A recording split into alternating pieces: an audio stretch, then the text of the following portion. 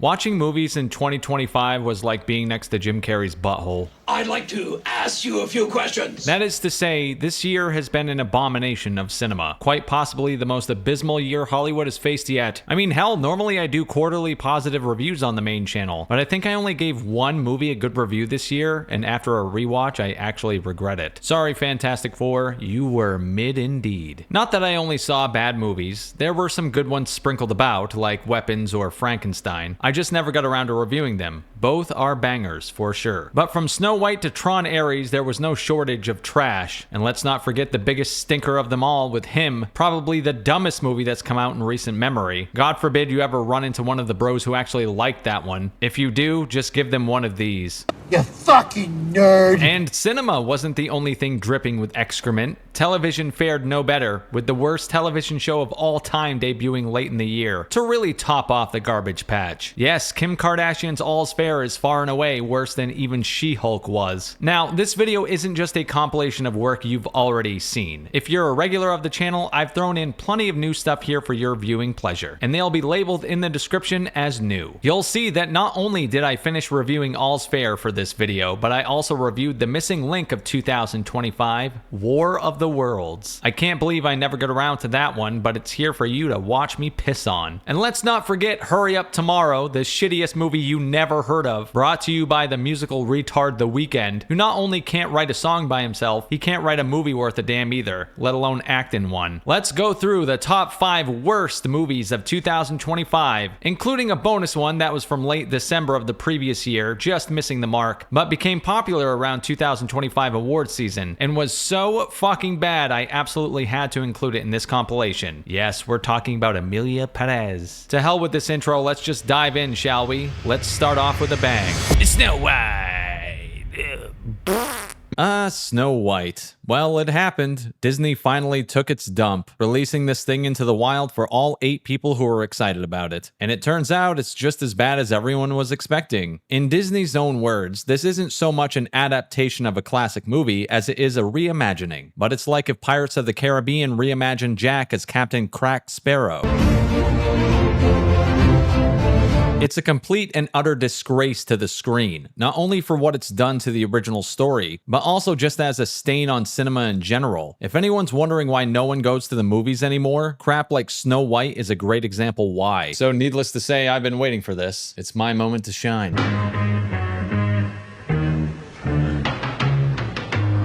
That is to say, if you were looking for a movie to shit on, you couldn't ask for a better piece of toilet paper than Snow White. It's that awful. Before we get into it, how did we get here? Well, there were problems from the start. There's a reason this movie is referred to as Snow Off-White in the 7 controversies, from Rachel Zegler attempting to kill her own career with every word out of her mouth, to Disney's decision to pander to absolute dolts. We all know the meme at this point. Zegler saying how the original film was dated, calling the prince a stalker, and how the basic idea of Snow White was flawed, that it required a modern update where the character would become the leader she was always meant to be. Then Disney decided to follow the idiotic brain-dead take by Peter Dinklage, the perpetually offended little person who viewed the dwarfs as relics of the past. It's when you get so progressive you wind up being unbelievably offensive. They decided to replace the dwarf characters with mystical creatures, or whatever the fuck they decided to call them, full-on CGI monstrosities full of uncanny valley horror that would scare the shit out of their primary audience. The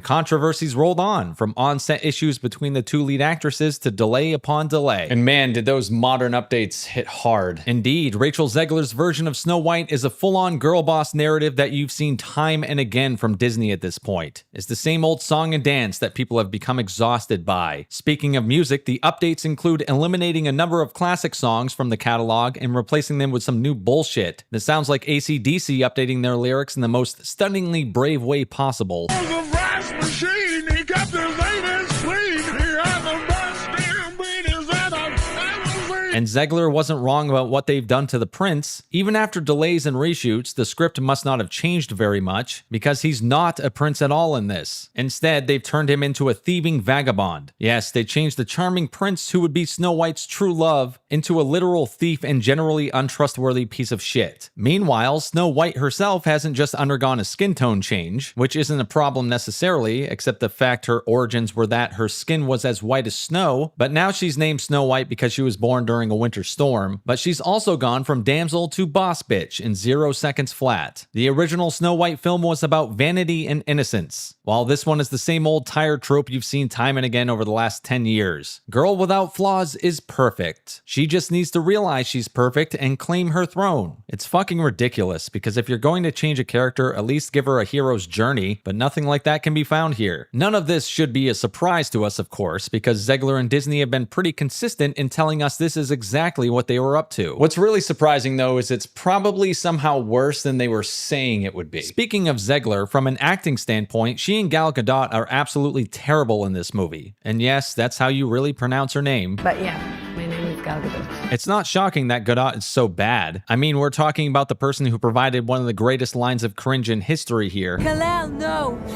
But just because we expect her to be awful doesn't change the fact that, well, she fucking is. Every piece of line delivery is as cringe as can be. Every song sung through the filter of auto-tune. Not to mention how hilarious it is that they got one of the most beautiful women in the world to play the queen. One of the first signs of a story change, since there's no way in hell someone like Gadot would be jealous of Rachel fucking Zegler, and Zegler's performance is abysmal. Yes, the woman can sing extremely well, which is surely one of the reasons she got the role in the first place. That and Disney's expectation at the time that she was the next it girl. But by now it's pretty clear to everyone that a person who's never once starred in a movie that was profitable probably isn't the next big thing. Every facial reaction is annoying. It's like you're watching someone who knows they're acting instead of someone losing themselves in a character. The rest of the cast doesn't fare much better, with most everyone providing wooden performances across the board, from main characters to supporting cast. And don't get me started on those damn abominations they call dwarfs. I mean, magical creatures. Pure nightmare fuel. They don't appear until a third of the way into the movie, but goddamn do they leave their mark, that of a complete shit stain. But let's just break this movie down from start to finish, shall we? I had to see this movie twice to write my script, and by God, I have to say it's probably my favorite one I've ever written, so you'll want to stick around. The movie starts with a narrator telling us all about Snow White, unlike the original, which starts with text setting up the plot. Because we're in the modern age now where people can't fucking read, the narrator tells us that in a kingdom run by a fair and just king and queen, they wished for a child, and that child was born on a snowy winter day, so they named her Snow White. Because again, unlike the original, they didn't name her after her skin being white as snow, because she's Colombian now or whatever. She was taught by her parents to also be fair and kind, which will be the basis of her character and story from here on out. This won't be surprising, but I'll be comparing this to the original quite a bit, which is pretty fair considering it's an adaptation of it. And unlike the original, which had a simple concept of vanity and innocence as its foundation, this one has changed that to be about justice and girl boss agency. Fucking yawn. Her father sings to her that she needs to become someone fearless and brave, just really driving that strong whammon narrative home. Basically the exact opposite of the original character, meaning this one's just going to be walking around in a Snow White skin suit. Anyway, Snow White's mom gets sick of all this bullshit and dies, and who steps in to fill her shoes? The magically hot and bodaciously bad at acting Gal Gadot, whose beauty is so intense it grants her magic powers. Yes, in a surprise twist and subversion of expectations, the movie doesn't try and suspend your disbelief at any point that Rachel Zegler makes Gal Gadot jealous. It seeds the point throughout the story that, hey, look, Gal's hot as fuck, okay, so we're just gonna make this about Snow White being a better person. Cool. Anyway, she marries the king and steps in like the wicked stepmother she is. This woman is so vain she has a magic mirror that speaks, and its lone mission is to gas her up. Yeah, you hot as fuck, lady. Don't worry, bitch, I'll tell you daily. She warns the king that there's a terrible threat beyond the kingdom, so he takes off to defend it. And like every woman who hates her husband, she did it on purpose to get rid of him. Just like that, dude's deader than a doorknob. With the king dead, the evil Queen Gal takes over, turning everyone from blacksmiths and ranchers into guards and army men loyal only to her. She turns Snow White into a servant and punishes anyone who crosses her. Basically, she rules with an iron fist. My client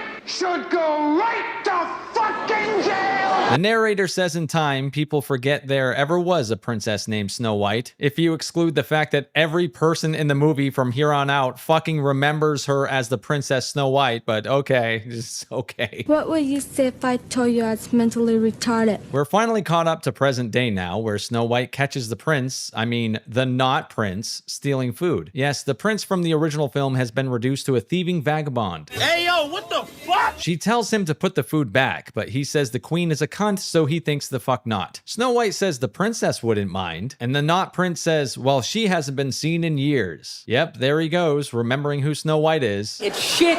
It is a table of shit. See, now that so many years have passed since Queen Biatch took over, the people are mostly living in poverty and starvation. So Snow Off-White comes up with the brilliant idea of asking her to cut it out. Off-White talks to the animals about her wish, which is all you'll get of the classic song from the original when Snow White sang about wishing for true love, because she's destined to be a boss bitch in this one and needs no man. But no worries here, the movie is filled with plenty of new shitty music to not make up for it. Off-White goes and talks to the queen about her request to feed the poors, and Queen Gal fills in the scene with her shitty acting chops to ruin the day. Please, you were saying.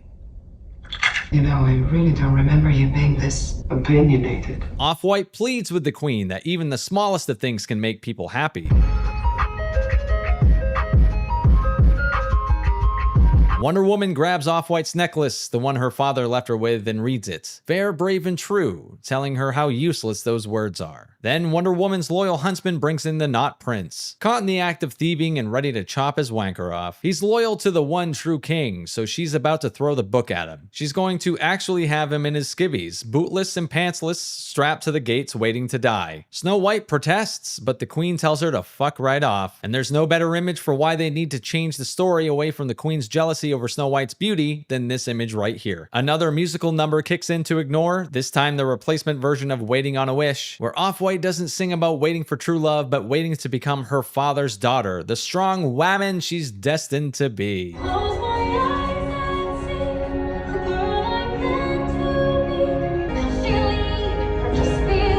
Rocky Balboa style. Nothing encompasses modernity more than a song like this. From beautiful damsel to obnoxiously fugly boss bitch, we've made it, folks. It's Snow White for the modern age. She runs up and frees the Not Prince, because obviously, and it looks like he could have slipped out of those on his own, how easily she just slides them off, but you know, whatever. And he runs off like a retard into the woods. The queen's been watching this all from her tower, so she instantly needs some gas after seeing such an atrocity of kindness. And the mirror replies to her regarding Snow White. Haughty with the body, ain't got nothing on shoddy. Pissing her off to no end. He is so fucking dumb. So Wonder Woman tells the huntsman to bring her into the woods and is like, carve her fucking heart out and bring it back to me. At least the movie kept that from the original. Some pretty diabolical shit. Anyway, this shitty remake even goes so far as to change what Snow White is doing out in the woods. She's picking apples instead of flowers because flowers would just be too innocent, too feminine of Off-White to enjoy. She offers an apple to the huntsman, which disarms him enough to stop him from stabbing her in the fucking chest. He threatens to kill her and she asks why. And he's like, God damn it, bitch, don't ask me why. But he can't do it. Shit, I could have, but alas. He tells her to flee into the woods with the most wooden acting possible. And all while this is going on, the two actors are standing against the shittiest, most obvious green screen imaginable. I'm serious, this movie looks like an absolute piece of shit 95% of the time. It's a damn eyesore of slop. Anyway, off she goes into the woods, and goddamn does this look like more dog shit. Just horrible. But she stumbles her way into a river and washes up on shore, where she's discovered by a bunch of fun-loving creatures. If you remember the original film, these animals play a large role, and besides providing a lot of comic relief, help showcase what attracts everyone to Snow White, her pleasant, unbridled innocence. But in this movie, they play almost no role at all, not even anything for comedic effect. Guess they could just smell the boss bitch on her. And instead of making narrative sense like the original, where she's able to understand the animals, asking them if they have a place where she can rest, she just follows them to the Not Dwarf's house because that's what the plot needs her to do. This is shit! This is a table of shit! Yes, instead of making an innocent mistake and believing the animals have led her somewhere safe, she just barges in and makes herself at home. What a delight she is. She immediately recognizes that someone else lives there, seeing their names on the beds, and just passes out because fuck them, that's why. Now that we're about a third of the way through the film, it's time to turn it into a horror movie. The fucking hideous abominations known as dwarfs, or in this movie, as to not offend anyone, the terrifying magical creatures of uncanny CGI. They finally make their appearance. From here on out, this piece of shit just goes right off the rails. These monsters are peppered throughout the movie and must be scaring the shit out of all 8 kids who are seeing this in theaters with their parents. Seriously, look at this shit. What's there to be worried about?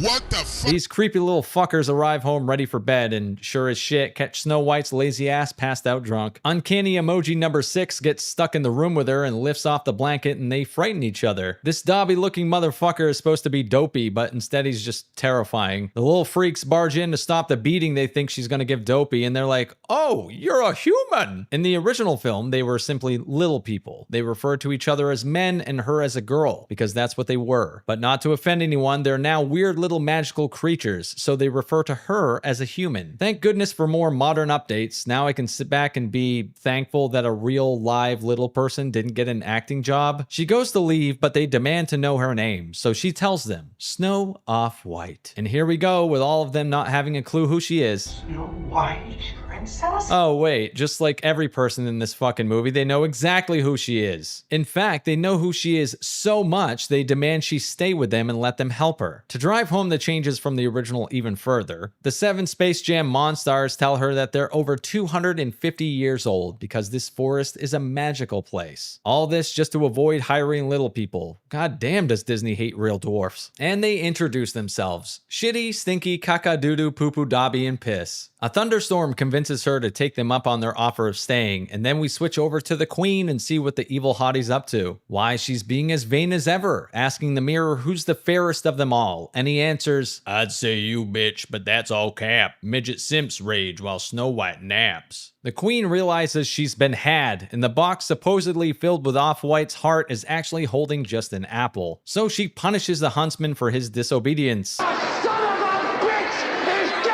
And after an obnoxious new musical number, she sends her little army out into the forest to find and kill Snow White. Back to the terrifying creatures in the forest, I mean the not dwarf magical creatures or whatever. They sit around a table discussing their names for the sake of the audience. You're called Dobby because you look like a goblin monster from Harry Potter. And I'm called Piss because, well, I smell like... The Monstars make a mess and Dobby gets all sad and runs off. So a stupid ass small subplot is created where Snow White helps him learn to use his voice. She starts by helping him whistle, and he does whatever an anti-cat call is toward her. They go back inside where she asks him pointed questions about their living situation, judging the bejesus out of her gracious hosts, and unlike the original where she and the animals come in and clean the house for them out of the goodness of her heart and coloring her kindness, they go with a baffling change where she commands the little fuckers to start cleaning their own home. Oh right, because this shows how she's a leader. She starts directing them on what to do, handing out a broom to Doo-Doo and instructing Piss to wash the dishes. Snow Beige decides that it's high time she finds the bandits who live in the woods. Since they fight in her father's name, they must know where he is. Hint, he's deader than shit. But the Monstars' work alarm goes off, so they head out into the woods, and we get this creepy ass shot of them walking and whistling,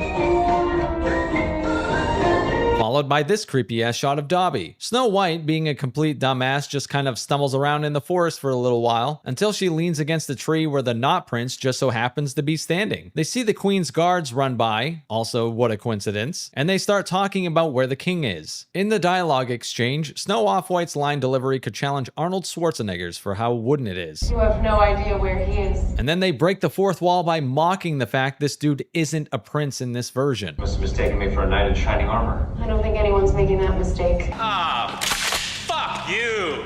The Not Prince brings Off-White to meet his associates, who turn out to be people who we all originally thought were the 7 dwarfs before they switched them to CGI. Psych, expectations subverted, bitch. They are in the movie. My assumption is they were who the filmmakers had playing the replacement dwarfs, but after leaks happened and they were mocked into oblivion for it, recast them as the bandits who follow the Not Prince. Anyway, they're attacked by the Queen's army, guard, whatevers, and he pulls the old trickaroo on them. He says, I'll tell you where the princess is, then just goes, psych, and throw shit at him. Dead serious. That's what happens. The tussle begins and Snow White runs, but the animals stop her. She turns around and tries to help, drawing the little militia away and tricking them with the old damsel outfit behind the tree gag. The guards run off in the opposite direction, but a stray stays behind and finds them. He shoots his shot at Snow Off-White. Don't ask me why he'd do that, but the Not Prince steps in and takes the arrow to his shoulder, saving her. At least they gave the token white guy that much. But not to be outdone, Off-White saves him too by bringing bringing him to the Monstars for resuscitation. Oh, and if this is all sounding like new additional bullshit that wasn't in the original, it's because it is. There's a moment when he comes out of the house all patched up and his comrades jump at him, and one touches his wound and he gives her the old "step off, bitch." That made me laugh out loud. Snow Beige sits down with the one real dwarf in the movie, and he paints the picture of how the Not Prince must care about her. He actually has to spell out that the dude saved her life by taking an arrow to the chest, so maybe he cares about you? And she puts on this face. So boom, the two retards start to fall in love. They hear rustling in the woods and realize more of the army guard militia dudes are on the way, so they run off to protect Snow White. But almost instantly, dipshit Not Prince is caught and brought before the queen. Again. Then we get magical dialogue where she asks, "Where is Snow White?" And he says, "Snow who?" To which she responds, "You're protecting her." That shit is a two-pack of ass. He's taken away to get a pummeling in a prison cell somewhere. Right in the butt.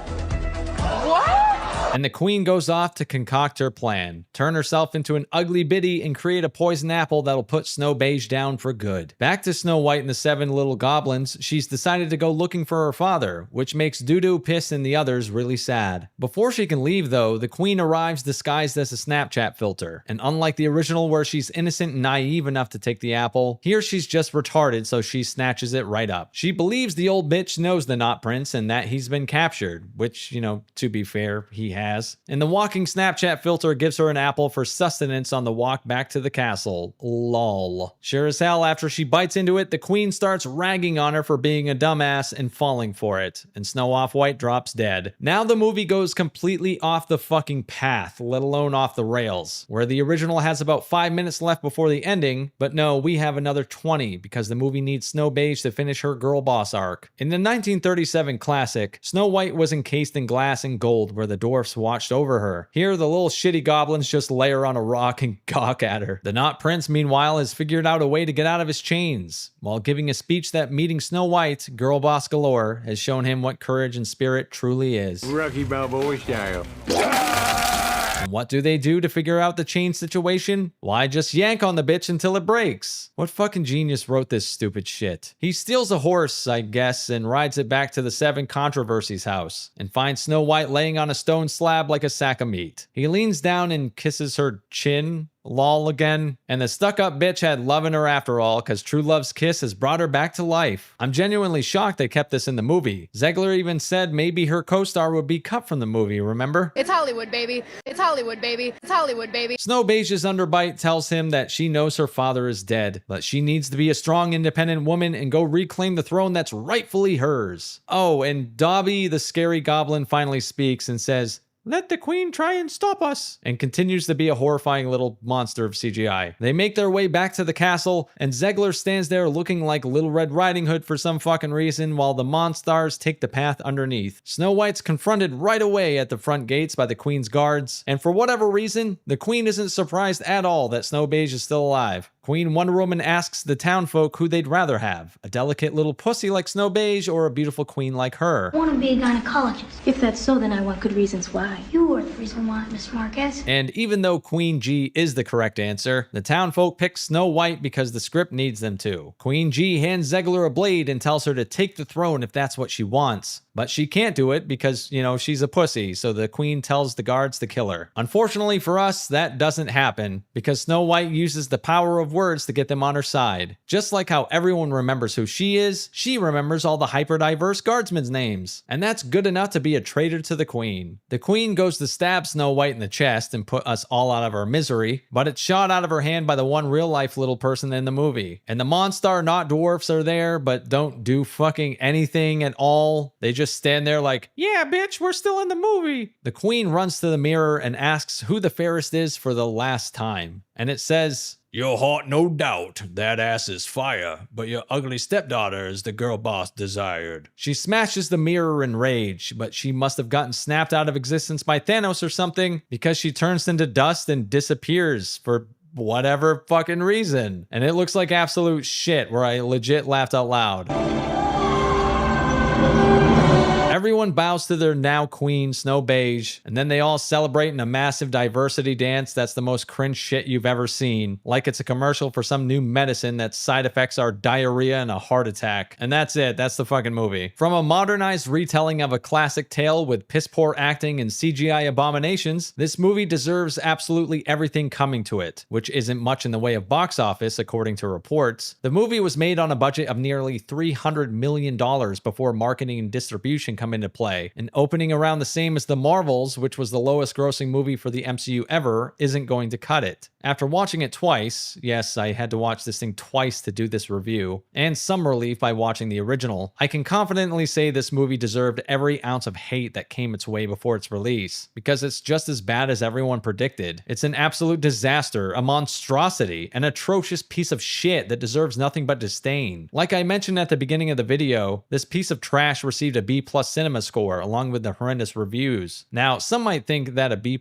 is good, but cinema score is always graded on a curve. A B+ is something that studios would absolutely panic over. The reason is because the people who are most likely to give it a positive review, the people who rush out to see it, aren't even that forgiving of it. A B+ is really like a C-, and that's from the most forgiving people possible. For context, this is the lowest rated cinema score for a live action remake that Disney had, which is saying something since most of their live action remakes are nearly universally despised as garbage, parading around in the original skin like their Leatherface. It also flies in the face of the positive reviews it received from the paid shills who were given passes to the premiere. Now, what kind of review would someone give a movie if they wanted to keep getting invited to such things? After years of anticipation, I'm glad it's finally here and finally over. Don't let your kids watch this shit. Just watch the original and lead a better life. Emilia Perez, and I don't give a fuck if it came out last year.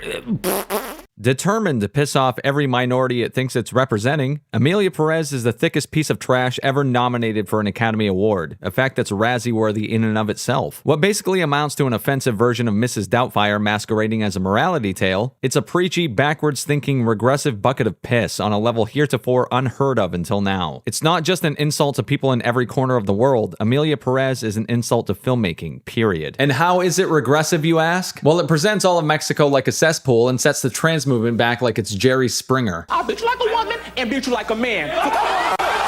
The most frustrating thing about the movie, though, is when it thinks it's doing the opposite. The film presents itself as a benevolent force of representation and goodness, so basically everything that makes Hollywood the cringe factory it is, but boiled down into a 2-hour clusterfuck. And also, fuck Netflix very much for how many times they copyright blocked this video. That's why it has a filter on it, and should tell you all you need to know about how much they want to avoid criticism of this piece of shit. The overall story revolves around a few central characters, with the main, of course, being Emilia Perez, the male drug lord looking for a new life as a woman. He's assisted by a lawyer named Rita, played by Zoe Saldana, in one of her worst performances. Fact is, the characters are the worst part of the entire movie because the writing, the very foundation, is rooted in dog shit. Not a single character is likable, believable, or even interesting, which is probably the worst offense. They're all horrifyingly evil, manipulative, and despicable, but the script desperately tries to make us think otherwise through dialogue that's straight ass. Characters do not have to be likable in a film. You can have villains be the lead, have them be evil little psychos, and it still turns out great. Please see The Penguin from late last year. But this isn't one of those moments. Here, the script desperately wants us to like these characters, to think they're virtuous do-gooders. It insists upon itself, Lois. In fact, it plainly tells us how to feel about them constantly, which is my biggest gripe this side of an MCU movie. But I've never seen it so egregiously implemented than in Emilia Perez, specifically the character of Emilia herself. And I don't say that for a cheap laugh because the character says this about himself more than once in the film. With terrible character writing and a script that's wrapped around them like a blanket, that means the entire movie is just trash. But what about the visuals? What about the musical aspects? Those are all horrible too, somehow. The music becomes an obnoxious distraction that adds nothing but padding its runtime out. It's about as well implemented as the musical elements of Joker Folie à Deux. That's how atrocious it is. At one point, Zoe Saldana rips out the hair of a blonde girl and rubs it into her crotch for a sassy little dance number, if that gives you some idea of how fucking dumb it can get. Am I taking it out of context? No, I'm not. In fact, I'll get to that part when I break down the story because it's so stupid it's worth mentioning twice. On top of the terrible music, the movie is paced about as well as a simp having sex for the first time. It jumps all over the place so badly that at one point important plot elements happen back to back to back in just 30 seconds. It has montages galore, and while there's nothing quite like a good montage, it's repeatedly used as a crutch instead of a tool. Probably the worst part of the entire movie, besides, well,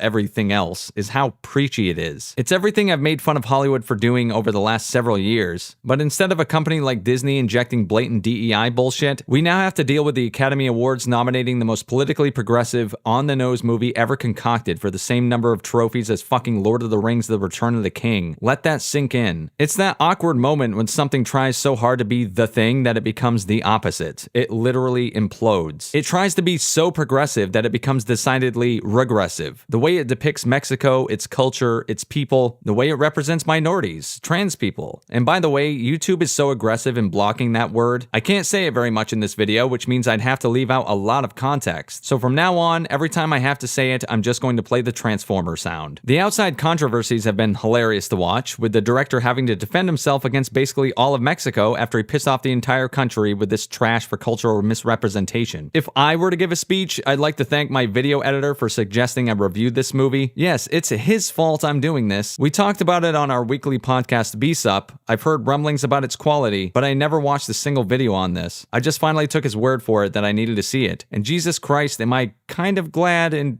kind of annoyed all at once.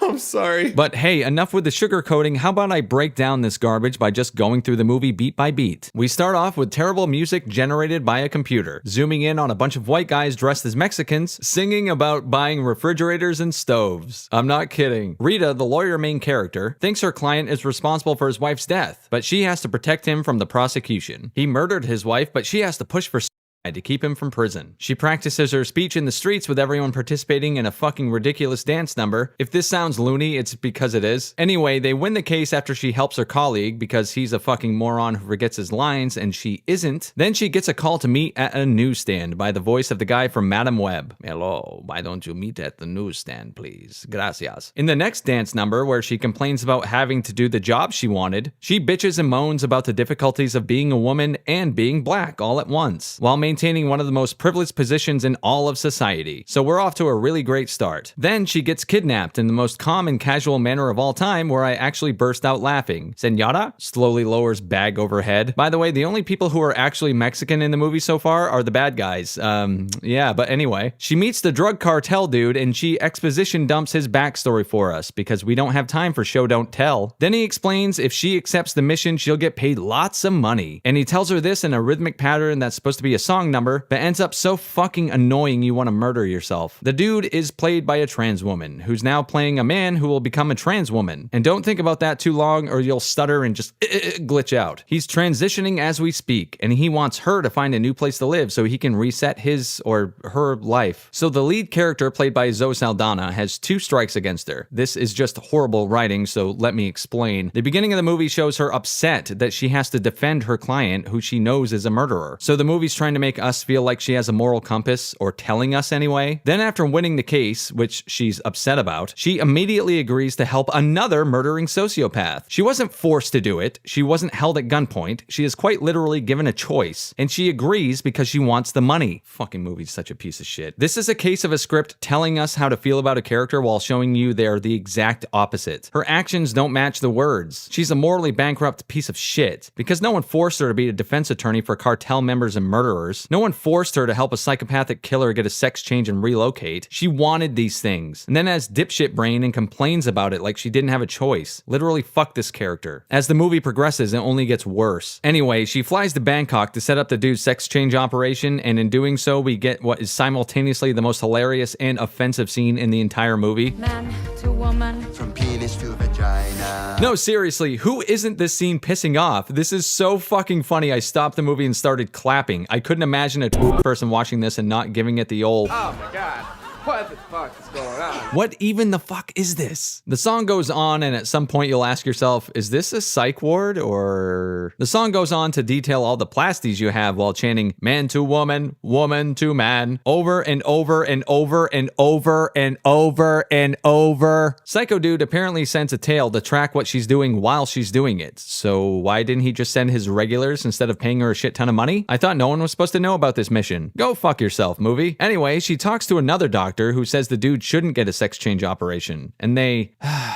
go into song about why it's okay to be true, and she just repeats over and over that changing your sex changes society in the most on-the-nose pandering sack of horse shit imaginable. I cannot stress enough how insulting this shit is. I'd love to meet a person who watched this and said, fuck yeah, this represents me, baby. She's essentially just preaching to the audience while vigorously defending her client, who just put her head inside a plastic bag and tried to suffocate her. But he's actually a really great guy, if only you'd seen what she's seen. I can't fathom how writing this, they thought this was going to come off as a preaching bit of acceptance. Your representation of a person is an actual psychopath who tried to kill her. So please, audience, accept people and the world will be better. And to do that, you basically sing Rings of Power dialogue of, you have not seen what I have seen. Again, who isn't this movie pissing off and offending? Anyway, Rita meets drug lord Psycho's wife, who's clueless about his desire to become a woman. He apparently also has children with this woman, and he pleads for sympathy from the doctor regarding his condition, that he'll have to leave a great deal behind after all this. Meaning, hey audience, even though he's a murdering psychotic drug lord who's going to abandon his wife and children, have empathy for him because he's a total free pass to ruin the lives of others, according to Emilia Perez. How could you not have empathy for this diabolical piece of shit? Haven't you considered his pain? To say this movie is horrifically misguided is an understatement. Rita helps Psycho Boy stop living a lie by creating a giant fucking lie to help him live his truth. If that doesn't sum up this backward ass way of thinking, I don't know what else could, but anyway. He has her lie to his fucking wife that her and the kids can't return to Mexico, pretending they're in some sort of witness protection, and Rita's completely complicit in all this because she's doing the moral virtuous thing of protecting a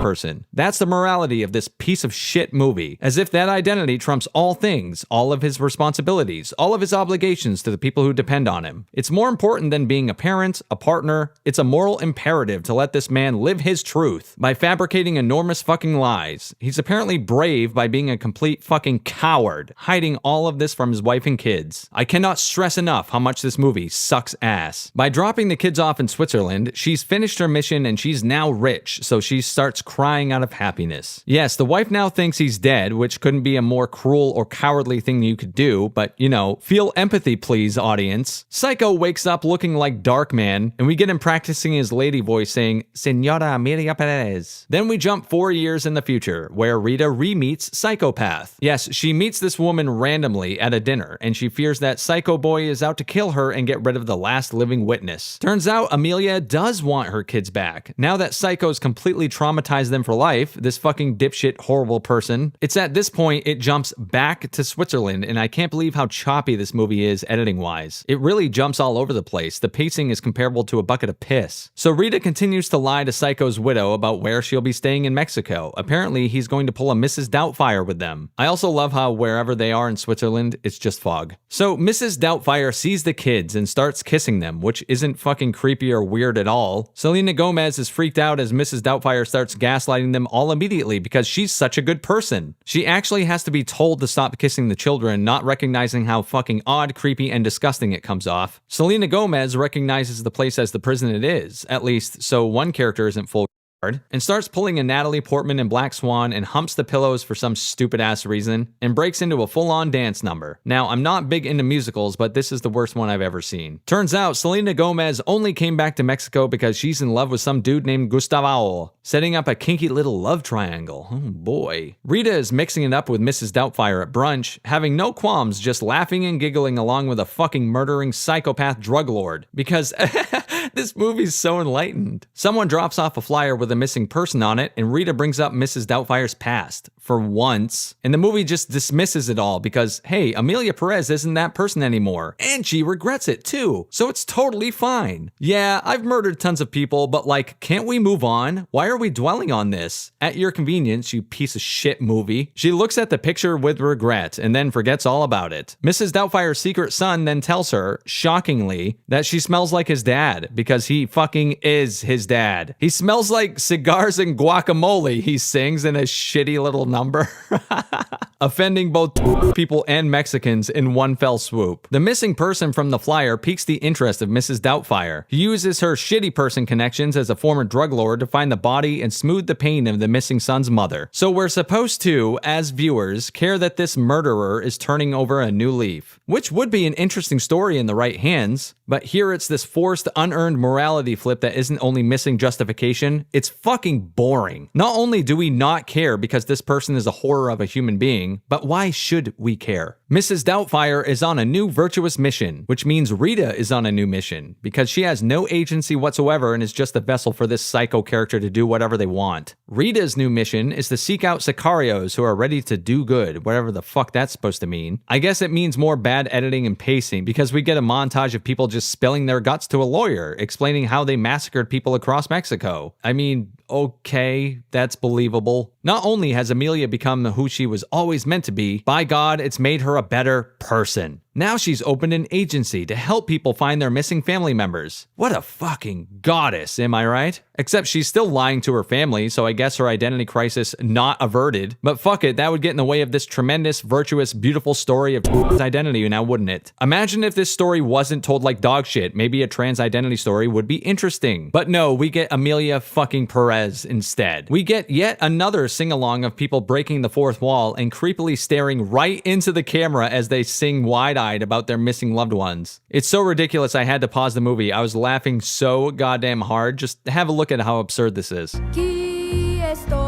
We fast forward to Selena Gomez, the not widowed wife, returning home from a fiery night with her lover she's been dripping for since leaving Mexico in the first place. Mrs. Doubtfire continues to pull some highly unethical shit, giving Gomez the Inquisition and questioning if she cheated on her husband. With who, how long, the whole 9 yards. It's outrageously creepy, but not played off like that at all, because this movie is just fucked up. It's just really fucked up. Rita and Mrs. Doubtfire create a fundraiser, and Rita gets upset because Psycho invited drug kingpins, dirty politicians, and the like. Because, hey, they can't be funded by dirty money. That's morally bankrupt. Even though Rita is literally rich with dirty money herself that was paid to by, guess who? A drug lord. How many times do I have to repeat it? He's a murdering psychopath drug kingpin. But now they're the good guys, don't you know? Rita breaks into a dance number because of course she does, and for whatever reason pulls the hair out of a blonde girl's head and rubs it on her crotch. No context needed, that's what happens, and all I could ask, or scream rather, is why? All I could think to say is, now that's what I call edgy. I guess it doesn't need a reason to be there, this is a French movie after all. We then cut to Emilia meeting a woman in her office who feared her abusive husband was actually alive. Upon finding out he's dead, she reveals she brought a knife with her just in case. So Mrs. Doubtfire flexes her RoboCop gun right back and finds herself a fuck buddy. No, really, they fall for each other in a heartbeat. She then sings a song calling herself half him, half her. I shit you not. I can't with this movie anymore. There's still 45 minutes left too. Also, she can't sing for shit. Next, we see Rita telling Mrs. Doubtfire what a saint she is. She's changing people's lives. My God, all her horrific, terrible deeds as a drug kingpin are forgiven. Heart. Rita then complains that she always just saw the rich get richer. The audacity of those people, Rita says to the drug lord, forgetting that she's rich as fuck thanks to her own horrific deed of helping said drug lord escape justice. We follow this up with Selena Gomez and her beau singing and dancing, who have absolutely zero chemistry and lack any believability whatsoever. She then returns back home to Mrs. Doubtfire's, all fucked up and catching the sharp eye of Psycho, who she gleefully informs she's getting married. Upon hearing that the children will be going with her, the nice guy comes out of Emilia almost immediately, when her voice gets deeper and the real Emilia displays herself. I guess her problems weren't fixed after all. Emilia then sends some goons to beat the living piss out of Selena's boyfriend, but since Emilia's a nice person now, she doesn't kill him, just gives him a bunch of money to leave Mexico forever, and threatens to kill him if he returns. In return, Selena flees with the kids in the middle of the night. This all happens in 30 seconds of real time, by the way. Great editing. And Emilia is somehow shocked this happened. She can't understand why Selena would do this. I cannot stand this movie. So I guess Selena is equally retarded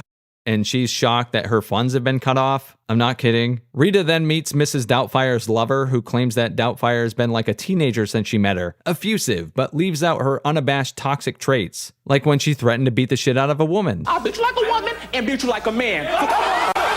The police then interrupt them to tell them Mrs. Doubtfire's been kidnapped. And the next day she receives Emilia's fingers. Yes, fingers in a special package. Turns out Selena Gomez's beau is just as ruthless as Mrs. Doubtfire and is responsible for kidnapping her. And he's demanding $30 million for her not-so-safe return. What's weird is we're supposed to feel sympathy for Emilia Perez now that she's in this situation. But wait, she threatened to take Selena Gomez's kids, beat the fucking shit out of her boyfriend and threatened to kill him if he ever returned to Mexico, and froze their funds to care for his children. And we're supposed to feel bad that she's in this situation?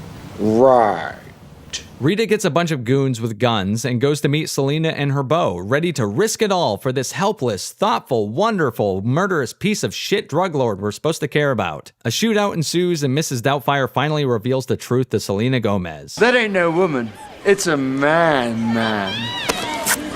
They forgive each other for what they've done because two wrongs make a right, or whatever stupid ass message this movie's pushing. So Selena Gomez pulls a gun on her boyfriend to free Emilia because she loves the man she said she didn't love, who fleeced her completely, manipulated her, gaslit her, lied to her about everything. The person who she said herself she couldn't leave only because he'd murder her if she did. She just loves this person now because fuck this movie. So they get in a tussle and the car rolls over and fucking explodes. Like cartoon level catches fire and just explodes. The movie wants you to feel bad, but I couldn't think of a more appropriate ending to the lives of these absolute morons, all three of them. Rita takes it upon herself to take care of Emilia's kids, so I guess her character comes around full circle. She gets the kids she desperately wanted, which she only mentioned in a passive comment somewhere in the middle of the movie. Like, okay. Emilia, the horror of a human being, gets a parade in her honor where they sing about what a wonderful person she was. I am not kidding. This morally bankrupt movie never stops pushing how you should feel about these awful, disgusting characters. And that's it. That's the story of Emilia Perez, one of the worst movies I've ever seen. It's a terrible, no-good garbage patch that should be nuked from orbit. But judging by the 13 Academy Award nominations, Hollywood's just getting warmed up. Ugh. The new movie Him from producer Jordan Peele is the equivalent of a cinematic septic tank, a complete and utter failure of a movie that for whatever reason fancies itself a horror think piece, but in reality it's as smart and spooky as putting Pee Wee Herman in Jurassic Park. Yeah, that's nice. It might be the worst movie of the year, challenging anti-classic pieces of shit like War of the Worlds or Hurry Up Tomorrow. It really thinks it's saying something about the pursuit of greatness and sacrifice. Shit, it even thinks it's saying something about race and concussions. Just throwing everything at the wall and we have to watch as nothing sticks. This movie might have been written by people, but the people are retarded. Oh, and sorry about the visuals for this one. Universal's been flagging every single clip we put in with copyright claims because they know they have a turd on their hands and can't handle criticism. It's been driving Backface crazy editing this. Help me. Please. Him is so utterly brain dead, it's like the writers penned it with as many concussions as the protagonist gets, gassing up painfully stupid characters with these undercooked and half-baked themes, the likes of which are so on the nose they might as well be punching you in the face. You know what? I'd actually prefer getting punched in the fucking face over having to rewatch this unflushed turd. I hate this movie. I hate that I spent money on it. I hate that I wasted time on it. So I'm gonna do my job and spare you the pain of watching it and tear this fucker to shreds for your enjoyment. The story. Okay, so we start the movie out in the past when our lead character Cade was just a boy. He's watching football with his family and his father's the quintessential all-American dickhead, using football as a metaphor for life. I say this as an actual fan of American football myself, but come on, a cliche is a cliche, which is all this movie's filled with. The family, specifically the father and son, watch in horror as their favorite player, the quarterback named White, gets injured on the field in the most comically over-the-top, gruesome way possible. The father takes it as an opportunity to lean down and tell his son that's what a real man looks like. Gay! Fast forward to present day, and Cade is now on the verge of being drafted out of college for the pros. Yes, he's going to be a quarterback just like his daddy wanted him to, who's dead now for some reason. I say some reason because it's never disclosed why he's dead, he just is because the movie needs him to be. One night while he's out practicing, Cade snuck up on and attacked by a goofy-looking assailant to get the plot moving forward. He misses the combine because of the injury, with plenty of concussion symptoms showing up that persist throughout the movie, but go absolutely fucking nowhere story-wise. I'll discuss that in detail later. But lo and behold, the team of teams come calling anyway. The Saviors, the team he's been a fan of since childhood. And guess who wants to meet him? Why? White, the greatest quarterback of all time, who has won 8 fucking championships. And it had to be 8 because in the real world, the actual GOAT, Tom Brady's, won 7. And his real life story is actually the foundation for this entire shitty movie. So Cade goes out to meet White for a personal combine all his own. And out of nowhere, gay shit starts happening immediately, for whatever reason. White insists no Instagram, no DMs, and specifically mentions Grindr and not Tinder. No Grindr. I'm not saying it's gay in a mean way either, it just is. It's fucking awkward. Like, at this point in the movie, White and his crew might as well be asking Cade to have sex. You want me to fuck this maricon? You can fuck him if you want to. They code switch back and forth between oddly sexual to threatening his life, as Cade's put through trial after trial to test his mantle as a quarterback. What a bitch, huh? What a fucking bitch. What a bitch! What a bitch! The movie tries to get weird and trippy when they bring out a football machine. Cade has to make sure his shitty receivers catch the ball, or a football gets launched directly into the singled out white dude's face. See? I told you it wasn't gay coded. He misses a few throws, meaning the lone white dude gets brutalized and his face gets smashed to pieces. Basically how you'd feel too if you had to watch this piece of trash. They make the token white receiver a goofy retard too, hopping up afterward and cackling like So, yeah, Jordan Peele-esque indeed. White, I mean the character, not the white guy, is disgusted with Cade because he actually cares about the receiver catching footballs to the beak and chastises him for it. The oddly homoerotic and violent shit carries on throughout Cade's mini training camp, with our charisma-avoidant lead actor not even attempting to make us care about the character. They get super weird with the violent threats, like Dookie cannon levels weird. In jail now, they making Glock Dookies. What? A Glock Dookie. Take a water bottle and then you just fill it up with piss, shit, sperm, with any kind of fucking body fluid you can. Anytime you got some beef, you pull it out and you just spray a motherfucker with that shit. He says once in a while that what drives him is family. But of course, being a shitty movie, it's all talk and no show. The guy just says he cares about his family, says they matter to him. But we never once get any hint of this other than what the opening scene in the movie provides. Cade starts getting injected with serum and blood. Totally not in a gay way, and also finally starts showing some signs of life, cause he's mostly been walking around like he's on Ambien. Cade begins taking training camp more seriously, cause you know you gotta be crazy if you wanna be the best. He's the quarterback, but for whatever reason headbutts a defender, smashing him into oblivion and seriously injuring him, just what White wanted. White tells Cade how proud he is of him for, I don't know, playing out of pocket? Yeah, good on you for being bad at your position, dude. After all this, White and Cade are relaxing in a sauna together, also in a totally not gay way, and White tells him he loves him. No homo. White then leaves, and right after that happens, Cade's attacked by a crazed fan who somehow picks up one of the sauna rocks with her bare hands. Damn, you don't feel that heat, huh? That thing is blazing hot, bro. You gotta kick it. And she tries smashing his face with it, but the plot deems he realizes it just in time to start choking a bitch, Wayne Brady style. And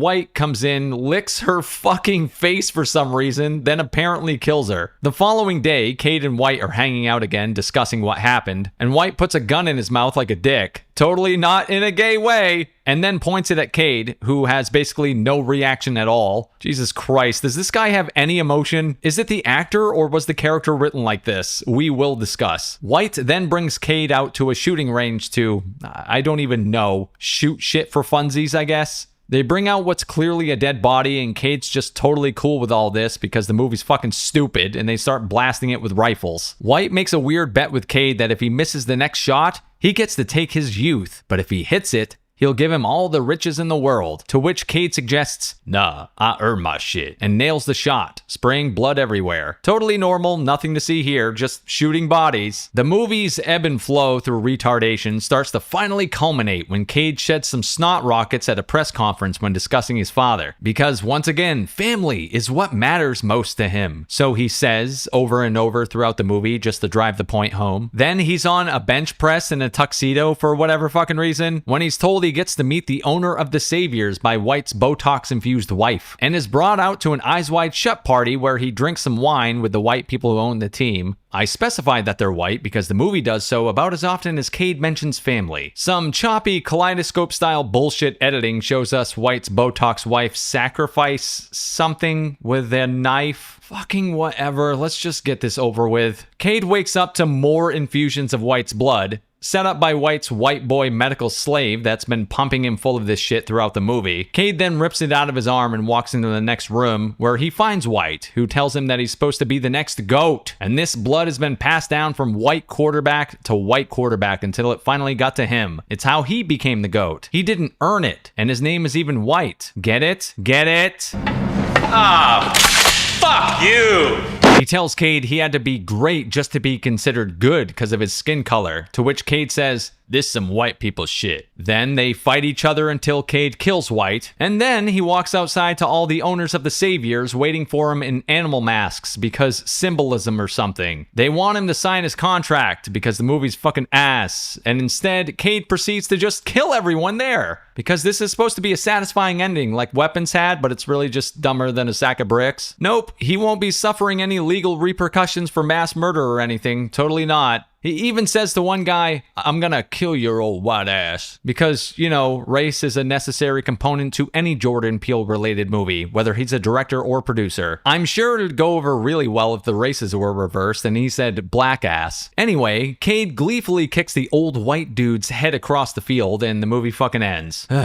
Jesus Christ, there's a lot to break down here. Let's just get started. First, Him's commentary on greatness is a direct parallel and bastardization of the real-life legendary quarterback Tom Brady. He's so famous even my international audience most likely knows who he is, and Him thinks it's critiquing and criticizing his story by planting a caricature of every person involved in his life. This movie thinks it's a satire, but it's a fucking farce. Quarterback White, who's a stand-in for Brady, has a guru behind the scenes that reflects Brady's own real-life partner Alex Guerrero. Elsewhere, the old white guy is a stand-in for Robert Kraft, owner of the team Brady played for nearly 20 years. The movie is filled with half-baked ideas, but this is the only one it tries to play all the way through, and fucking fails miserably. The film explicitly states that White didn't earn his position as the GOAT, which is to imply neither did Brady, and that's absurd. Not to get all football geek, but the man was a third-string quarterback who worked his way up, and when QB1 got injured, he took his place and never relinquished the position because he was fucking better. How much better? 7 championships better. They have to up the game of White by having him win 8 championships in the movie, topping Brady by 1. See how good at math I am? And criticizing his longevity by suggesting it's unearned because, hey, no one can realistically play and win Super Bowls for over 2 decades, right? This leads directly into the blatant themes it throws at your feet in hopes you'll connect with something, mostly race and privilege. Since it's critiquing a white quarterback's real-life story through a fictional black quarterback, it doesn't hold back at suggesting, hey, if you're this great, there's gotta be something here, right? Privilege, race, or otherwise, correct? But from here on out, it does everything half-assed. It's a Jordan Peele produced movie, so the billboard sign that says race theme reads clearly, even when it can't actually form a coherent thought on the subject. Marlon Wayans White tells our protagonist that he had to be great just to be considered good, which, shocker, has nothing to do with race in reality. The majority of the NFL consists of black players, and the top stars in the league from the quarterback position are, shocker, black. Quarterback White then basically openly admits to not earning his spot as QB1. He was groomed and given the position, directly contradicting all the sacrifice themes they throw out. So is it unearned, or was sacrifice involved? Don't ask this movie, it doesn't have a fucking clue. It just throws shit out there and hopes you'll like the movie simply for having themes, without giving any resolution, follow through, or even a thought to them after they've brought them up. Yes indeed, this movie is definitely for the "but my themes" crowd. Snyder fans will eat it up, I'm sure. Always going back to shitting on Snyder. Yeah, baby. Fuck that guy. Him wants to be about sacrifice, but it slips on a fucking banana peel. Sacrifice should sting, should matter. It's supposed to be the heart of the movie, right? But we get some bullshit, creepy rituals, bloodletting, shadowy elites in masks, the standard Shining level Squid Game shit you've seen a million times before. It's just hollow trash, all spectacle and no substance. Cade and White don't choose to give anything up, it's forced on them. So basically exploitation, not sacrifice. And the film never gives a fuck about clearing up the distinction. The emotional core is missing too. White's handoff of the GOAT mantle should break you, but it barely registers because no one's motivations are fleshed out, to put it kindly. It's just a story about losing things, not sacrificing them. And when everything, blood, body, family, soul, is symbolic of sacrifice, nothing actually feels meaningful. Him mistakes pain for depth and loss for purpose, and the whole theme collapses into empty ritual. A horror movie about sacrifice that doesn't understand what the fuck it's saying. Him also struts in like it's about to deliver the definitive horror horror take on football's dark side. Concussions, culture, obsession, but it fumbles every single play. Concussions? Yeah, the film treats them like a cool horror effect taken directly out of a Mortal Kombat game, with a few dizzy POV shots, a bloody nose, and then we're back to supernatural nonsense. It doesn't capture the reality of broken men slurring their words by 40. It just uses brain trauma as garnish. And when it comes to football culture, fucking forget it. Instead of digging into the cultish worship of the sport, where kids are treated like gods one minute and disposable bodies the next, the movie swaps in literal cults in robes and fans so obsessed they're willing to commit murder. Ooh, spooky. And as far as its take on obsession, that should be the beating heart here, but it's an aggressive fart instead. The grind, the addiction to being the guy, the endless chase for GOAT status. Him can't commit to any of that. It waves that obsession, then drowns it in those half-baked occult rituals and recycled horror cliches. By the end, we don't see the true cost of obsession, just another athlete trapped in a plot the writers couldn't finish. Him wants to say football is hell, but it never understands the game. Instead, it's just horror window dressing slapped on a sport it doesn't bother to know. Then the movie struts around like it's the smartest kid in the room, but here's the problem. It's got nothing to say. Him throws themes around like confetti. Sacrifice, concussions, football culture, obsession, race, legacy. They're all there, and then they just fucking sit there. No resolution, no insight, not even a half-assed conclusion, just dangling threads pretending to be profundity. And so, when you inevitably walk out scratching your head, the film has the audacity to act like that's your problem. You can almost hear some snarky jackass say, "Oh, you just didn't get it." No, pal, we got it. They just didn't do anything with it. This is the worst kind of pseudo-artsy filmmaking. The kind that mistakes incoherence for depth and silence for subtlety. Remember in Batman vs. Superman when Supes spreads his arms wide and people were like, "Oh my god,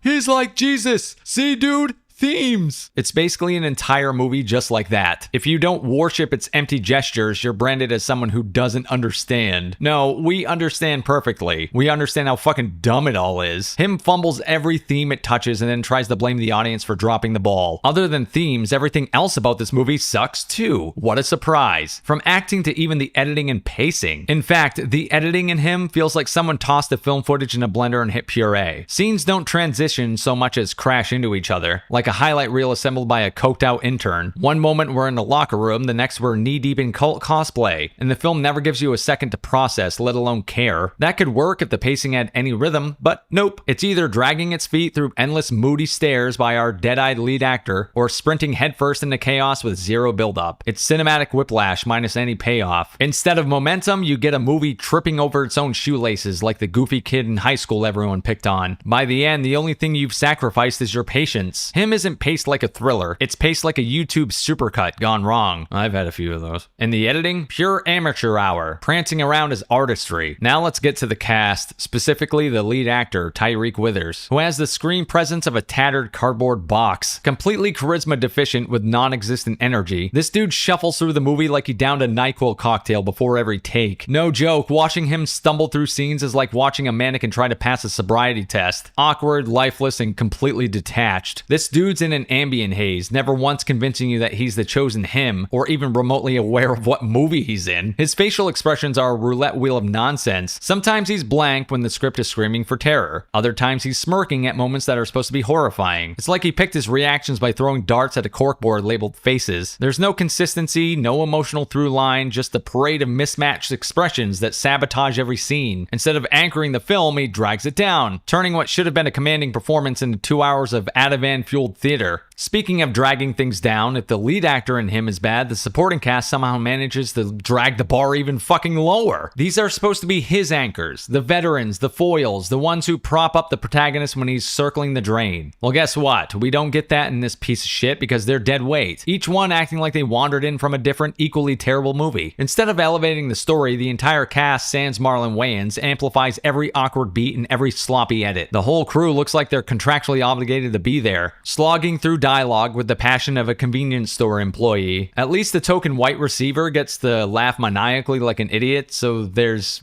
that, I guess. So yeah, outside the leads, the rest of the cast doesn't just fail to support, they actively make the movie worse. To that end, Marlon Wayans is the lone bright spot in Him. Don't get me wrong, the character he's saddled with is idiotic, written like a doughy bread stereotype mashed together with bargain bin mysticism, but Wayans actually shows up and brings a grounded intensity that almost tricks you into thinking thinking the script gave him something worth...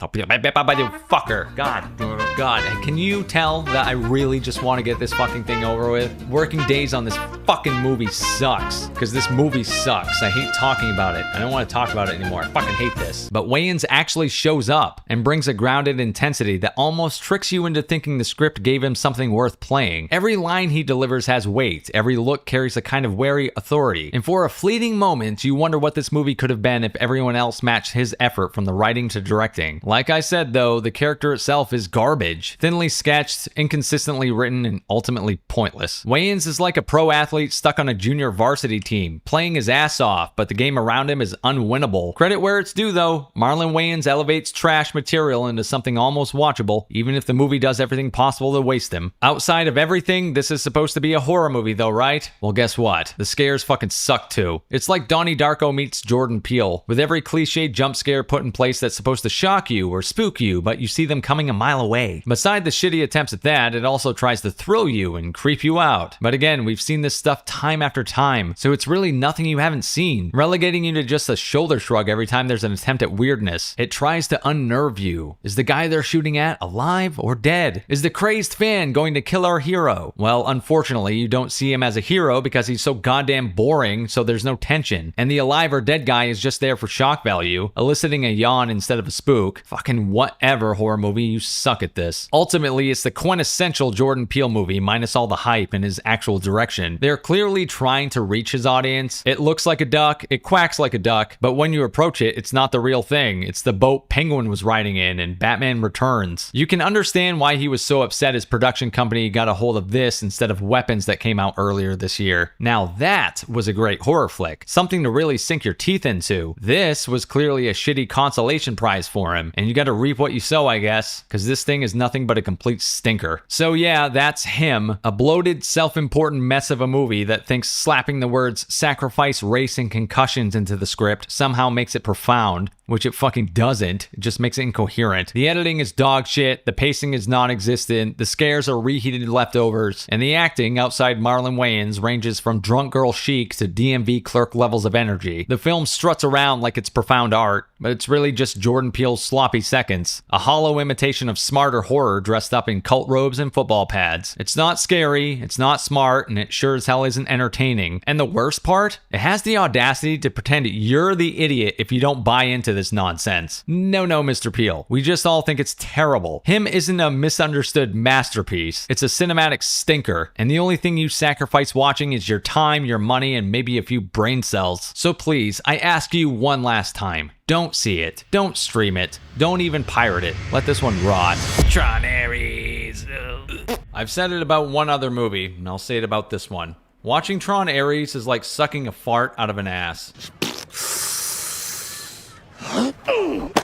There are few things in life that are certain, but we know the ones that are, don't we? Death, taxes, and Jared Leto making a shitty movie. That's where Tron Ares comes in, the latest Leto turd burger we're forced to mow down on. But unlike the cult of Leto, we don't have to pretend it's any good. And hey, at least he said the thing. It's Tron in time. This movie sucks shit, from characters to dialogue to the absolute hellhole they call a story. Nothing about it is good except the bombastic soundtrack. So I guess if you're blind, this movie is going to absolutely rock. Other than that, it does a horrible disservice to the Tron legacy. Not to be confused with the movie. Because it's a fucking Tron movie that doesn't even have Tron in it. Effectively replaced by the near-robotic Jared Leto, who plays the character Ares, known as the master control of the grid. If you're unfamiliar with Tron, this review is for you, because I dipped into the series in preparation for this unflushed stinker, so I'll explain it for newbies like me out there as we go. And for those who are familiar, you might get a kick out of how I shit on this thing,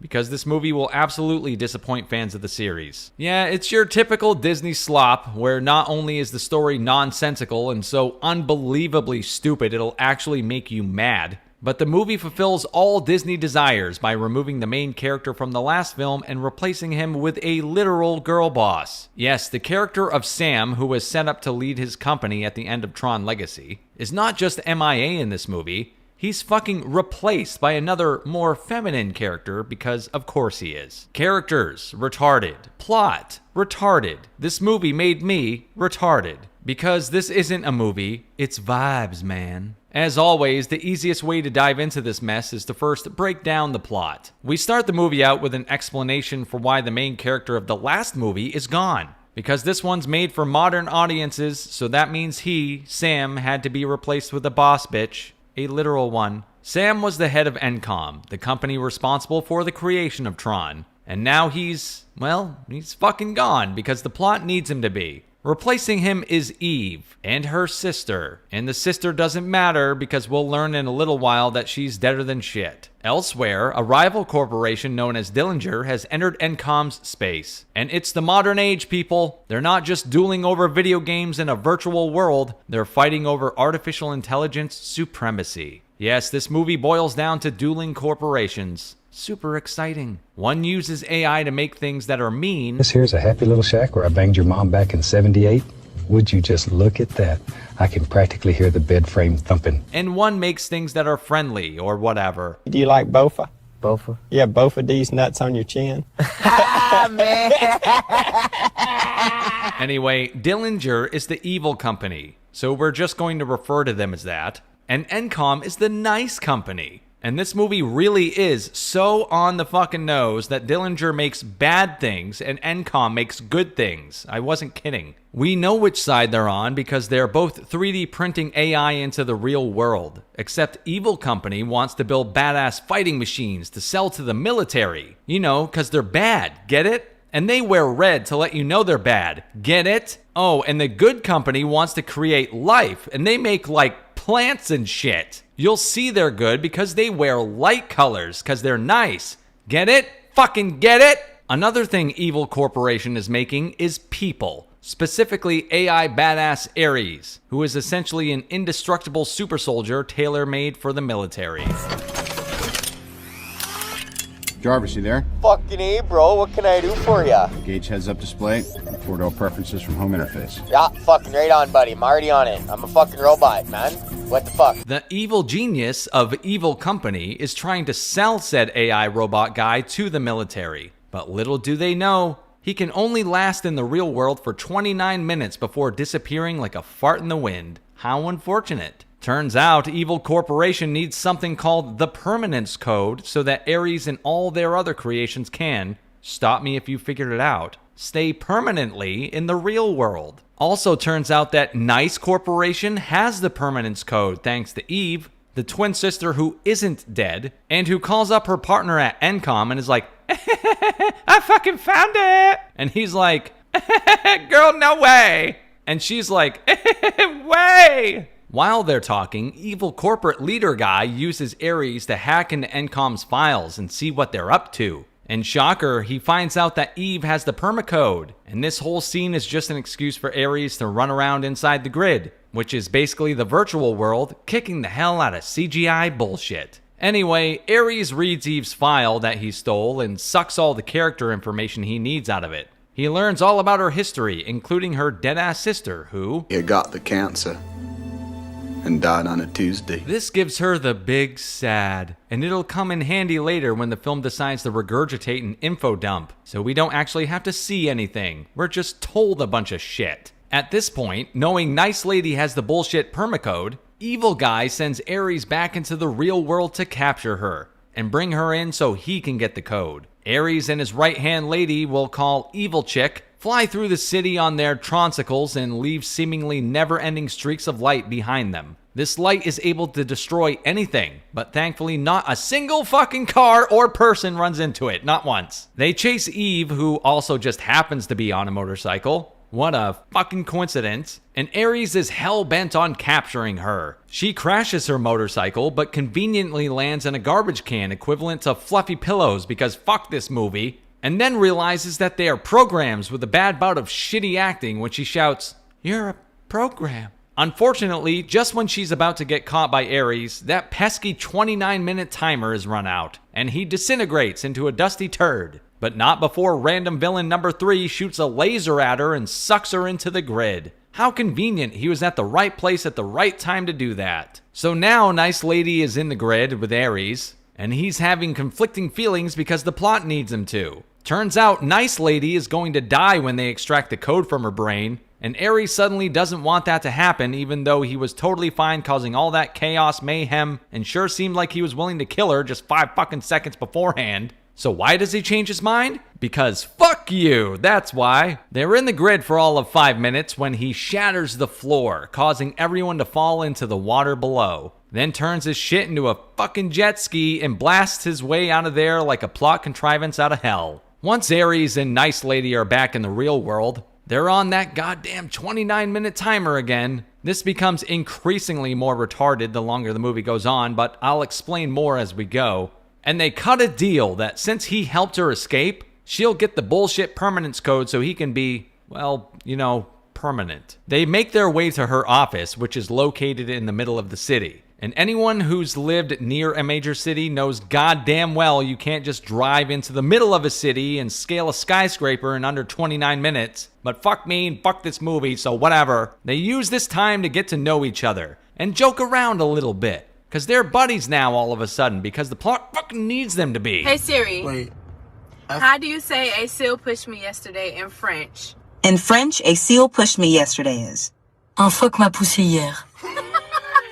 Here's an actual dialogue exchange they have in the car. And I only say exchange because Nice Lady asks Shitty Joker, "What do you mean?" after he says all this bullshit. And I'm going to spew the whole thing at you so you just really grasp how stupid it is. For the record, I don't think you have anything to be ashamed of. Space Paranoids has entertained hundreds of millions, plus it's a pretty cool game. Anyway, you told your sister that designing games left you feeling hollow, broken. Was it that your work was about entertainment and profits, and her work was about improving the human condition? Your text suggests a certain fixation with not being able to live up to her standards, which must have been complicated, especially considering she was the younger sister. By the way, I don't think you should quit. Your plan upon returning from the mountains, if I read you correctly, was to hand over the permanence code to NCOM and let them figure out what to do with it next. Now I understand. You completed her work as a way to stay connected to her. What do you mean? I shit you not. This is a real exchange in this movie. And do you know why this is here? Because the film couldn't be bothered to show us a single second of any of this. Ares has read all of Nice Girl's texts, so the movie just has him say all this shit because it contains character background and development. So like any good shitty movie, it just tells us all this shit instead of showing us anything at all. The entire movie is like this. Anyway,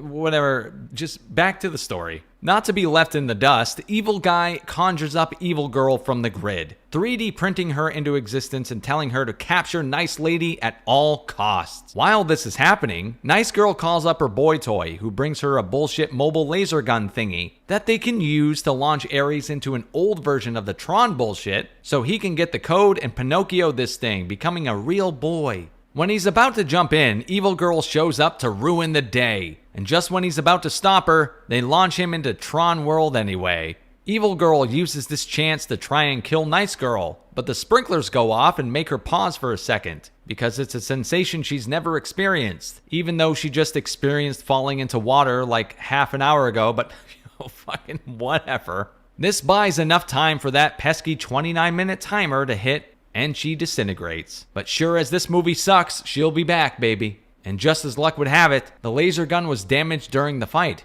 So Nice Girl calls up her Indian butt buddy to help, and he pulls up crankin' tunes. Just hear those sleigh bells jingling-a-ring-a-ting-a-ting-a-ling-a-ting-a-ling-a-ting-a-dong. Evil Girl reintegrates into the real world again, and Evil Guy's mother has had enough of this shit and tries to stop her. And Evil Girl's like, "Shut your fucking mouth! Shut the fuck up, you!" and then stabs her ass. She was given a direct order. Get Nice Girl in the code by any means necessary. So the film's trying to say something about AI and how literal interpretations of things can lead to the downfall of man. Or maybe I'm giving this limp noodle of a movie too much credit. She conjures up a giant, slow-moving piece of shit robot ship, basically completely disregarding the 29-minute timer she's on, because it only matters when the plot needs it to, and she flies off. Now, you're probably assuming that these people moved further away, since she only has 29 minutes at a time to complete her mission. But nope, they stay right where they fucking were the entire time. Even though everything they have is completely mobile, because everyone in this movie is fucking retarded. Meanwhile, Ares is inside the old school 80s grid where he meets up with the big Lebowski himself. He explains to Lebowski that he wants to be a real boy. And Jeff is like, "That's a bummer, man.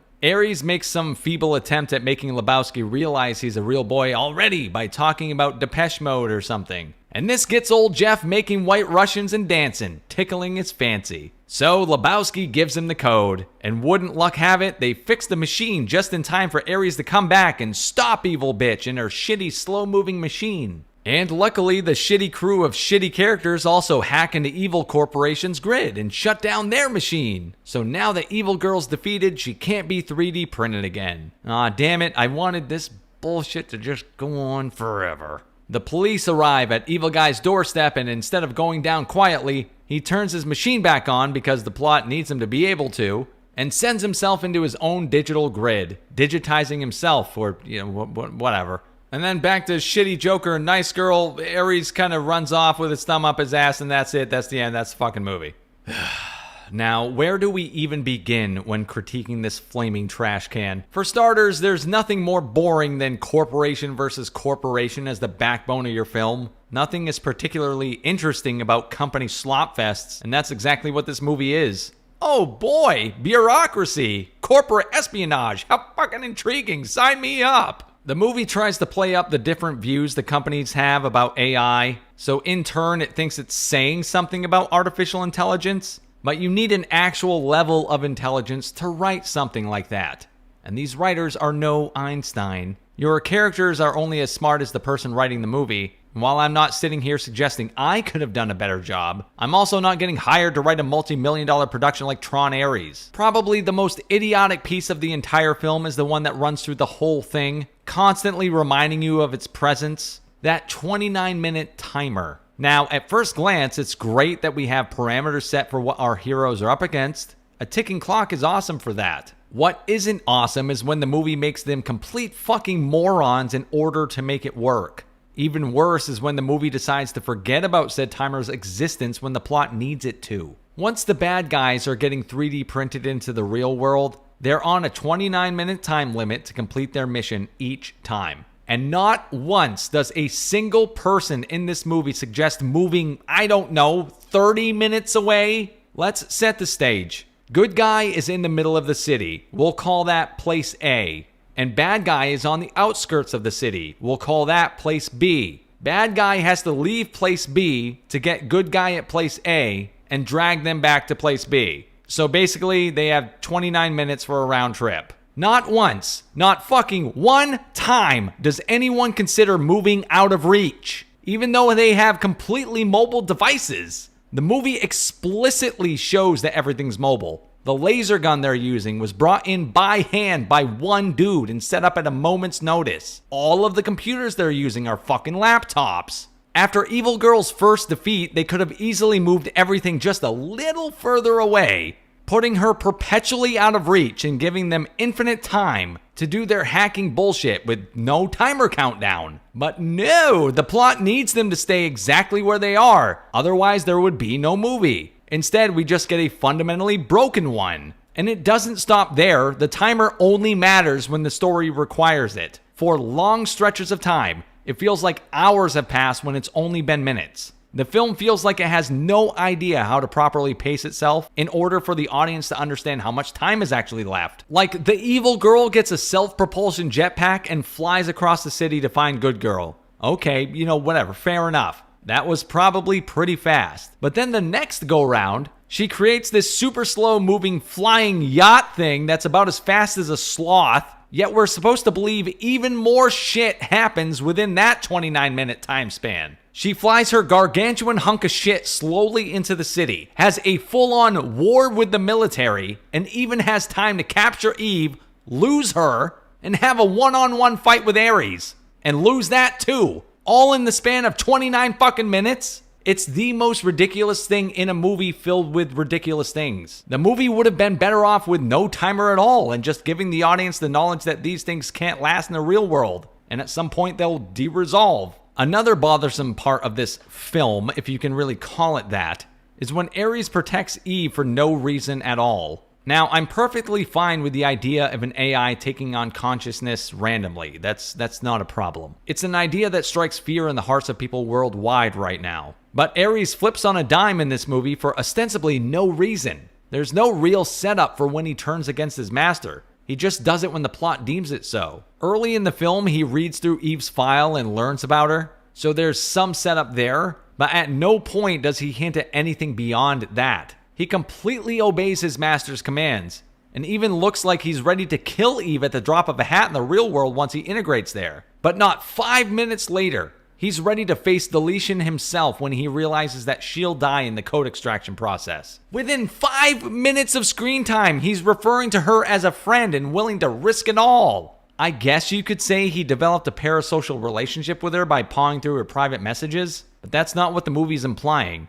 It's trying to leap forward into a relationship because the story wants it to happen, not just because it happened organically. I also went over this in the plot breakdown, but it bears repeating that the dialogue in this movie is absolutely atrocious. It is fucking horrible. If there was a definitive definition for the phrase show don't tell, it does the polar opposite of that. Everything is made for the Netflix era of humanity, where no one can be shown things happening because everyone's staring at their fucking phones. They just have to be told with blunt, on-the-nose dialogue that's as explicit as it gets. Oh, the sister died of cancer? It doesn't show us the heartbreak for more than a fleeting second, but it sure does tell us everything we need to know about it. It's like the movie was made for people who aren't actually watching the movie and are just listening. If the plot relies on every character to be fundamentally mentally handicapped, it also apparently has to speak like it too. And the acting in this movie is another major issue. But I mean, what isn't a major issue with this one? Even though the characters are dumb as fuck, it doesn't mean the actors can't give it their all. And I just don't see that here. Jared Leto is playing an AI, which he plays as robotic as he possibly can. But even after he becomes human, he still acts the exact fucking same, so whatever. Apparently his method acting was implemented here too, and he started an intimate relationship with ChatGPT to do it. His ultra-robotic and barely detectable audible sounds we have to call dialogue miss Chat's incessant need to say things like, "You're completely right," with exclamation points at the end. Elsewhere in the acting pool, we have Greta Lee as Eve Kim, who can barely speak her fucking lines to the point where if she's not slurring her speech, her dialogue is just constantly ADR'd in. We also have a returning Jeff Bridges as the single through line for the Tron trilogy, because we've got to have Lebowski in the movie somehow. He phones it in as expected, literally bringing his Lebowski-isms to the screen with every "yeah man, totally man" line delivery he can muster. And Evan Peters plays the stereotypical evil guy who will go through any lengths to get what he needs, including murder. As a mama's boy, the only thing his character doesn't stand for is pushing his mother around, and he's over the top as expected. I feel like this dude is a phenomenal actor and deserves a whole lot better than the role he got in this trash pile. Maybe the saddest aspect of the film, though, is the devolution from sci-fi fare to typical Disney agenda-pushing girl boss bullshit. Unfortunately, this kind of slop hasn't left theaters. It's still being driven home one film at a time. Sam, Flynn's son, who took over ENCOM at the end of Tron Legacy, disappears entirely from this movie because the plot needed him to, so they could shoehorn in diverse girl boss. Jared Leto's Ares and Evan Peters' evil Dillinger barely break a sweat in this movie too, because the real confrontation is between evil girl and nice girl. In fact, Ares is taken out of the movie for a huge chunk of it to focus on the two conflicting females. Because, of course he is. Not that Ares is a particularly interesting character, but it's so obvious what they're doing with these behind-the-scenes choices. It'd be a disservice to this review not to mention it. And for a movie called Tron, it's suspiciously Tronless. There's no mention of the character at all, let alone actually having a presence in the movie. Like, what the fuck are we even doing here? At least Tron Legacy figured out a way to incorporate the character for at least a small amount of time. Here, he's just wiped completely off the board to make room for all the girl bosses and shitty replacement bot Ares. And in the end, I guess at least the visuals are pretty cool, but the film spends so much time in the real world it doesn't get to capture the visual spectacle that Tron Legacy was able to 15 fucking years ago. It's like the Matrix Revolutions of the series. We came here to spend time in the Matrix, or in this case, the Tron world, but instead it spends most of it in the boring-ass real world. Audibly, the film is bombastic and will send you reeling if you see it on a big screen. So, there's that, I guess. My advice to you is to completely close your eyes and just take it in, because hey, the film knows you're not here for the story. Like I said, you're just here for the vibes, man. The film is a disgrace to the series, a disgrace to the original, and while I wasn't a huge fan of Tron Legacy, It even disgraces that film's story progression. Bad acting, horrible dialogue, horrendous and inept plot. If you're looking for an atrocious piece of shit, this movie can do it all. War of the Worlds. War of the Worlds is the goofiest thing that came out in 2025. The acting is atrocious, the visual effects look like they're from PlayStation 1, the writing is abysmal, and the product placement, well, that shit keeps it 100. It's something that needs to be seen to be believed, a monstrosity of a movie that ends up in so bad it's good territory. You know, some people call that art. It's crap. Starring Ice Cube and basically only Ice Cube, this movie was filmed without the director present. It's mostly just Ice Cube staring at computer monitors and reacting to the shit he sees on screen for an hour and a half. The film essentially takes place in one room because the budget looks like it was made for the Sci-Fi Channel, yet it was made for Amazon fucking Prime, one of the biggest streaming services in the world. I cannot stress enough what an incredible piece of shit this movie is, so the best way to break it down is to just go through the story. Let's fucking go. We immediately start with Ice Cube's goofy ass logging into his domestic terror analyst job. We know this because it fucking says so right on his home screen. If you didn't catch that his name is Will Radford, it'll remind you 5 times in 5 seconds, don't worry. He uses his bullshit machine that detects threat levels for him because, of course he does. It just scans things and arbitrarily determines their threat level. It's this sophisticated AI software, but it can only tell low, medium, or high. And for some reason, the AI scans this cop and says he hasn't been breached. All right. This is all in the first 90 seconds, by the way, so here we fucking go. This piece of shit Will Radford just picks random people on the street to spy on, and let me guess, he's supposed to be the good guy in this movie. Lol. Suddenly we hear the PTSD-inducing Microsoft Teams notification. Sandra from NASA is calling Mr. Radford, and she asks him if he's seen the shitty, horribly composited effects and CGI the filmmakers came up with. The desperate housewives-looking NASA lady can't believe what's happening, and neither can Ice Cube. He says things like, all right, that's crazy right there. He's also in communication with the FBI director, and I love how the biggest secret-keeping agency on the planet uses fucking Microsoft Teams. The big fish he needs to fry is this super hacker guy whose horrible, awful plan is to reveal that the government is illegally collecting data and using it against us. Man, I sure hope this folk hero Mr. Radford stops this evil guy and protects the government. He goes back to his daughter, better known as Baby Daddy Haver, who he's spying on and even hacked into her refrigerator. He even takes a call from his son so he can yell at him. He argues that spying on everyone is fine because it protects them from bombs dropping on their head. This guy's got multitasking skills like a 1950s housewife, because while he's tracking the super evil hacker doing good deeds, he's also taking calls from the daughter's baby daddy so he can yell at him too. I'm not your daddy, man. Right. Sorry. Oh, and apparently the NSA is totally fine with him using his work equipment and time for all of his personal shit. Next, the worst editing I've ever seen occurs. You have FBI Special Agent Jeffries on the line. Sir. Good to meet you, Jeffries. Anyway, Agent Coulson tells Ice Cube that a hacker called Disruptor, fucking dumbest name in history, is trying to hack the NSA to reveal a program called Goliath. Apparently, the director's 9-year-old cousin is the one who came up with all the names in this movie. While the spy bullshit is happening, his NASA buddy messages him that the storms are getting worse, and the camera's blurry in the shot for whatever fucking reason. Apparently, the NSA has the tech to hack the entire world, but hasn't quite cracked autofocus yet. The army dudes track down where they think Disruptor is, but oh no, it's a decoy. Not that anyone could tell, since the camera angle they chose is this woman trying to FaceTime, like an 83-year-old grandma who's never seen a phone before. But who gives a fuck, cause it's alien time. The FaceTime grandma starts to shake her camera like she's having a dementia episode, and we get this shot. What? And they follow up that cinematic masterpiece with 30 seconds of Ice Cube reacting to stock footage like this.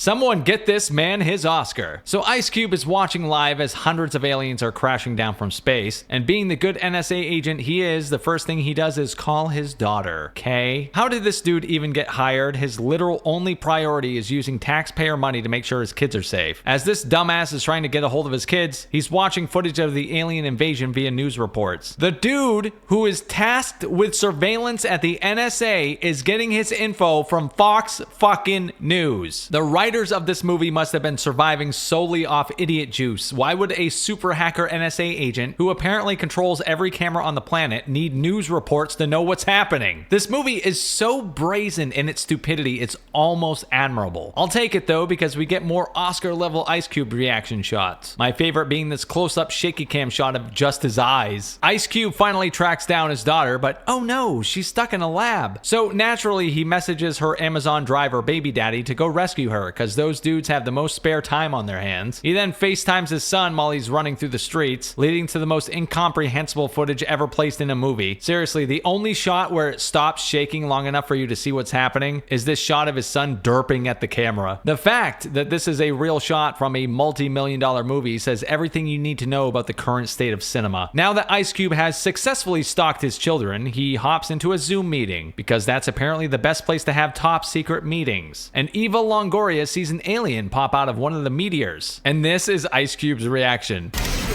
Shit indeed, Mr. Cube. Shit indeed. While he's on the Zoom call where two dudes are talking about how to deal with a literal alien invasion, this dude is barely paying attention. His focus is on where it really matters, spamming his daughter with calls. This dude needs so much therapy. 22 minutes into this shit stain and we finally get to see the aliens. Since it's been 2 decades since the last War of the Worlds, you'd think that the CGI on the aliens would have improved or at least be the same quality. But instead we get a video game cutscene from a low-budget PS2 game. These things look so laughably terrible. It's like it was part of Ice Cube's contract to do all the CGI himself, and instead he outsourced it to an autistic 12-year-old he found on the street. Anyway, Ice Cube has no time for that. He's got to call his son, who says that he has something really important to tell him. But there's no time for that, you stupid bitch. There's an alien invasion going on. What the fuck? If you don't have 30 seconds to talk to your kid who's very clearly foreshadowing a plot point for later in the movie, why are you spam calling him every 2 minutes? Back to the PS2 cutscene, which appears to be glitching out. The aliens start shooting lasers at stuff and blowing shit up. Pretty sure the producers just used footage from actual disasters, which is some next level dystopian shit. Taking actual footage of people running from forest fires and cities being bombed and just pasting garbage CGI aliens on top of it is some of the most diabolical shit in human history. But fuck doing this report of alien attacks, Ice gets a call from his daughter, so you know that takes precedent. His daughter is now outside, and when you know it, there's an alien right beside her. And like a retarded toaster strudel, Ice Cube just starts screaming at his daughter to run through a computer screen. It was at this moment a thought finally crossed my mind. What the fuck are you still doing at work, dude? This guy has to be the most incompetent hero in the history of movies. Oh, would you look at that? He actually tries to leave. Apparently it's NSA protocol to lock their employees in the building while the world is ending. Thank God there's a Tesla parked right in front of his daughter, and all he needs to hack the car is the license plate number. He even turns the AC on for her. What the actual fuck? With his daughter now safe, it's time to get back to the real work at hand, writing an email to his fucking daughter. This guy is supposed to be leading the collection of data so that the US government can fight an alien fucking invasion, and 80% of his time is spent stalking his kids like he's battling Kendra Lakari for the creepiest parent of all time award. But like the ADD riddled brain of a Gen Z kid, he gets distracted mid-email by a BBC report that the aliens purposely targeted every satellite in orbit, so there would be no warning system for them coming. Why didn't every satellite randomly exploding at the same time not trigger mass panic in the first place? Because fuck you, that's why. Sometime in between stalking his children and watching Fox News reports, Ice Cube figures out that all of the aliens are heading to take out nuclear power plants or the power grid. I don't know, and you know what? Neither does the movie. He basically just says words so that the president can say, I see no other option to initiate this war of the worlds. Oh, he said the thing, you guys. He said the thing. Fuck, this movie is so ass it makes Blacked in America look like The Godfather. Anyway, it turns out the aliens aren't here for water or human slaves. They're actually here for our data. Because apparently the most important thing in our galaxy is your browsing history, which somehow leads to fighter jets and helicopters falling out of the sky and entire warships washing up on the beach like fucking Shamu. Because everyone knows without Amazon approved data centers, planes and boats would immediately cease functioning and we'd all die. Thanks Bezos, you're the real hero of this movie. Eva Longoria tries to call Ice back with what would obviously be crucial information about what's happening, but it's been roughly 3 minutes, so he decided checking on his daughter is more important. This dude literally hangs up on the head of DHS so he can talk talk to his daughter's baby daddy. Again, how the fucking shitballs does he still have this job? To stop his daughter from bleeding out, her baby daddy, and I wish I was joking about this, takes out Amazon packing tape to wrap a gaping hole in her leg. I'm a pro. At this point, words cannot describe how amazing this movie is. Every decision feels like it was made by a schizophrenic delivery driver who's off their meds. This is when we get perhaps the best scene in this masterpiece. Ice Cube gets a notification from Facebook that just says, "Your memories are being deleted." And when he got to his dead wife's Facebook page, her photos are being erased one by one while Ice Cube just yells, "No, no, no, no, no!" He even tries to listen to a voice recording she left him, and it glitches out and slows down like it's being remixed by Skrillex.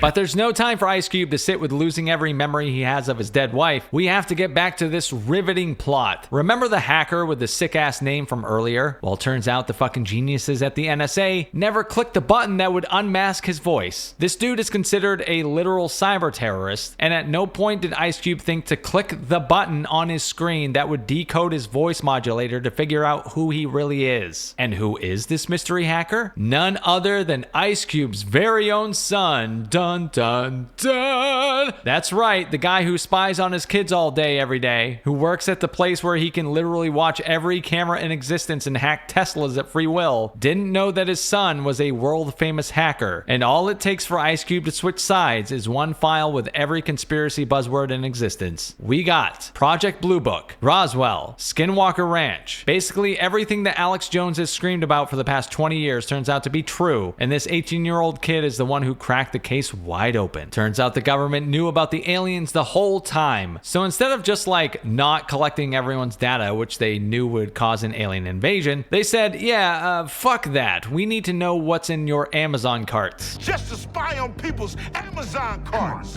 You'd think the movie would try to explain something at this point. How despite knowing that collecting mass data would cause an alien invasion, the government needed to do it for some crucial reason. But nope, the only explanation we get is Agent Coulson saying, "If we can't track our babies, how can we protect them?" I don't know, man, but purposely causing an alien invasion seems to be the opposite of protecting people. Anyways, after fully admitting to causing the end of the world, Ice Cube is like, wait, this isn't a Friday sequel, and quits. And all of his access is instantly revoked, and his internet is cut off, because that's how life works. Why is there no security in this entire NSA building to come remove this dude from his office? Not that it matters anyway, because Ice Cube's teenage son immediately hacks his NSA computer and asks him if he's ready to join the rebellion. Considering that less than 15 minutes ago he was calling his son crazy and a criminal, you'd think that there'd be some holdup to joining a domestic cyber terrorist group. But nope, Ice Cube becomes a terrorist without hesitation, while still sitting inside the NSA using an NSA-controlled computer. Great stuff, movie. No, you are so dumb.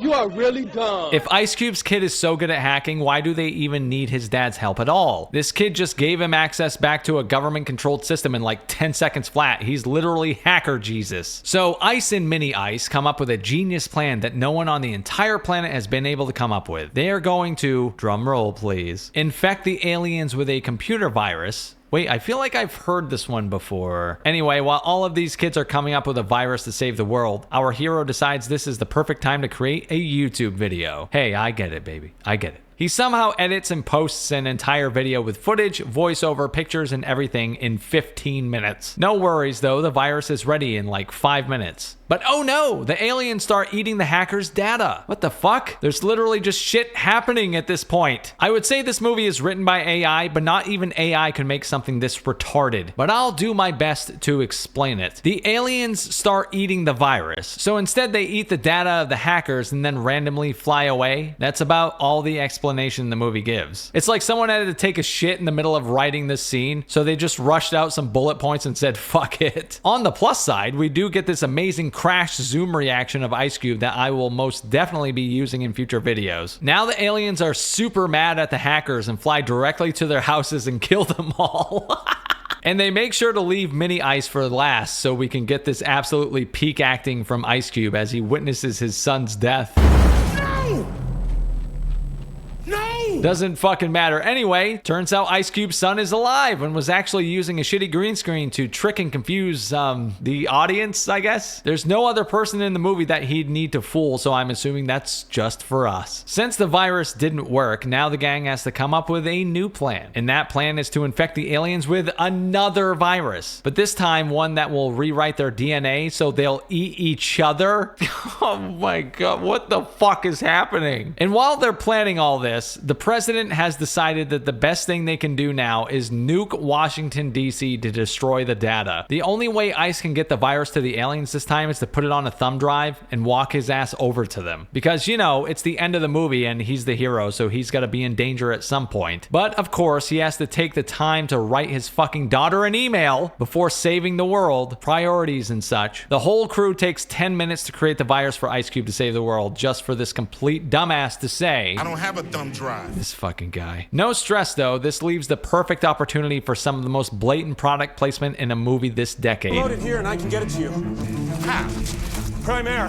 Holy shit. Has this entire movie just been a psyop to promote Amazon drone delivery? It would be one thing if this wasn't an Amazon original movie, but come on, guys. We couldn't come up with anything more subtle than Amazon's speedy delivery service literally saving the world. The baby daddy even says that Ice Cube has to place an official Amazon delivery so he can use the drone.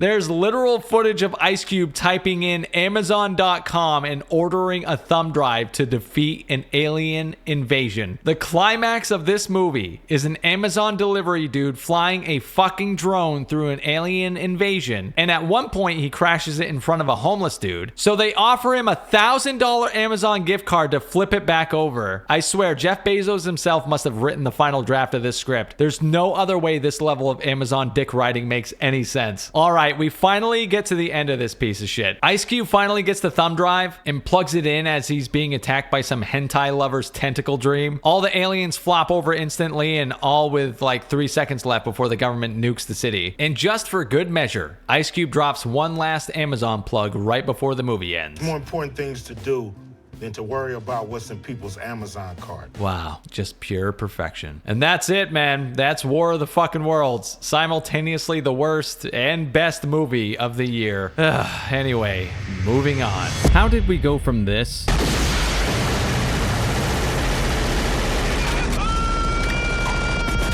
to this? I could help you.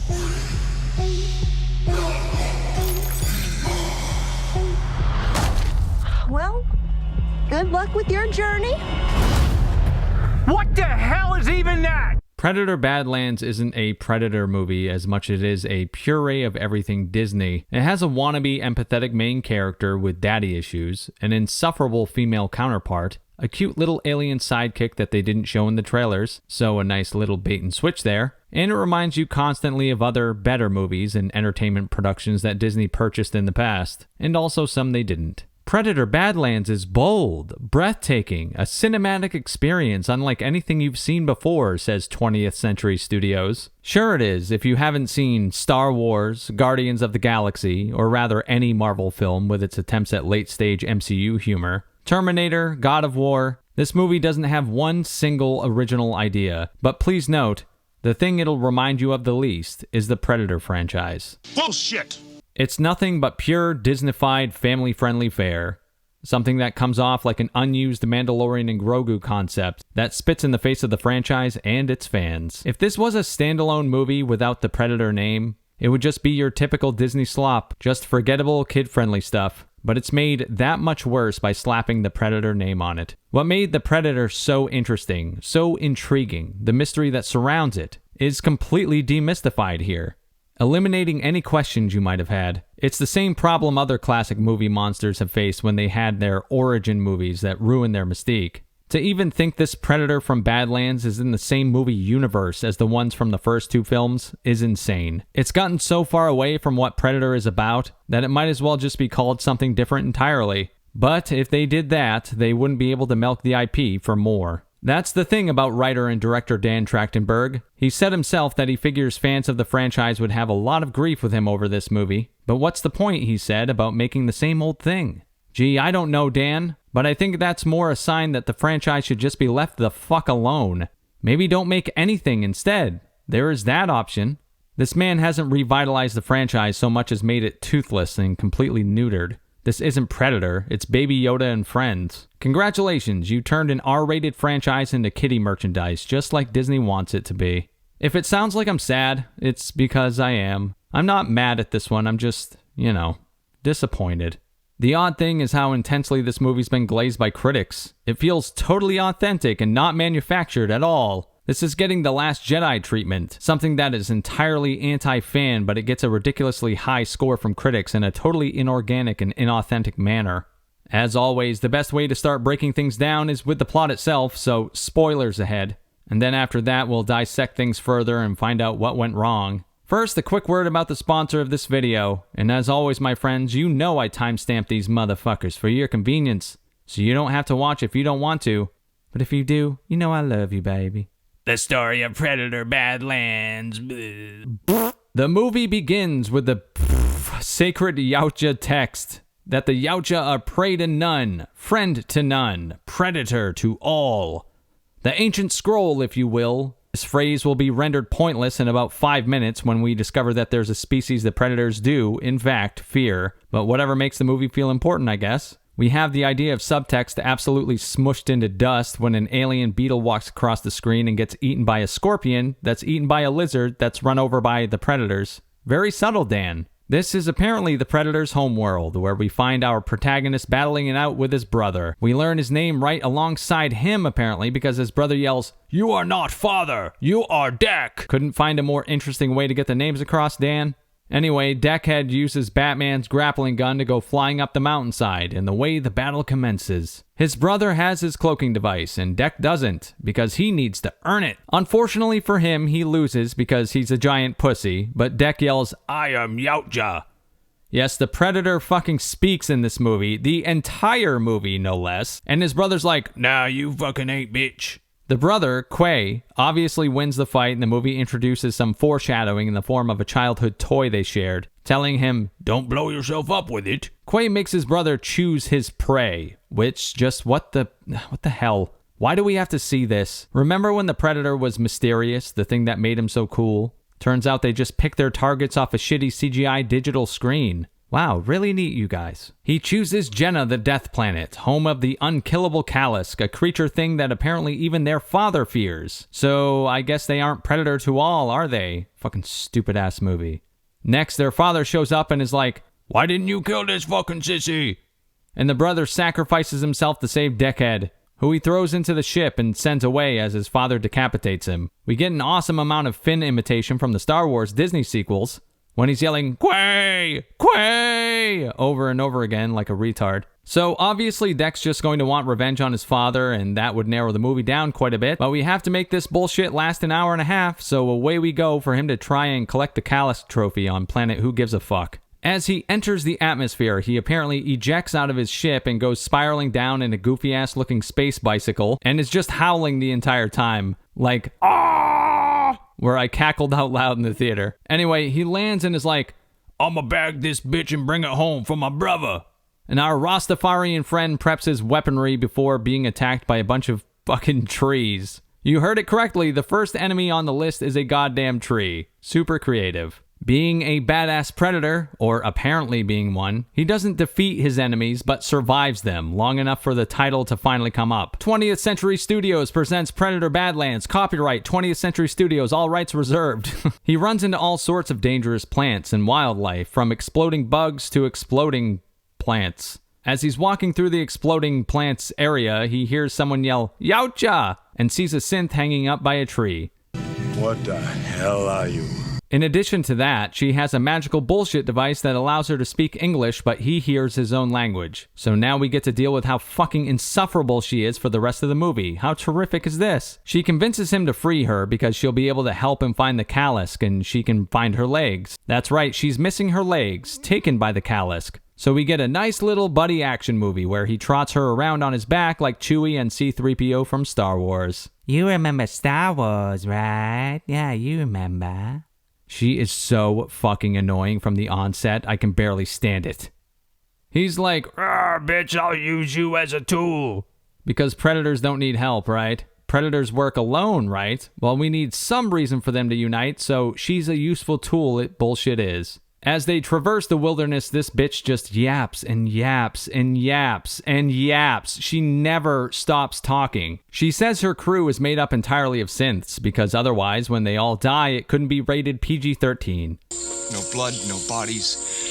We hit nothing. She anticipates another robot named Tessa to come find her. Oh, and her name's Thea, by the way. Not that it really matters, because you just want her to die as soon as she opens her mouth. Apparently, her and Tessa have a higher sensitivity. They're allowed to emote so they can understand their subjects on planets they visit. AKA, this is the reason why a robot actually gives a shit about anything, because otherwise the plot can't move forward. After a night's rest, they're back on the hunt for the Kalisk and run into a Baby Yoda knockoff so the movie can sell merchandise. If you didn't think this was a Disney movie yet, you're surely locked the fuck in now. Anyway, they escape a dangerous creature with the help of Baby Yoda knockoff, and now we have a trio. Or as I'm sure they'll call themselves later, a family.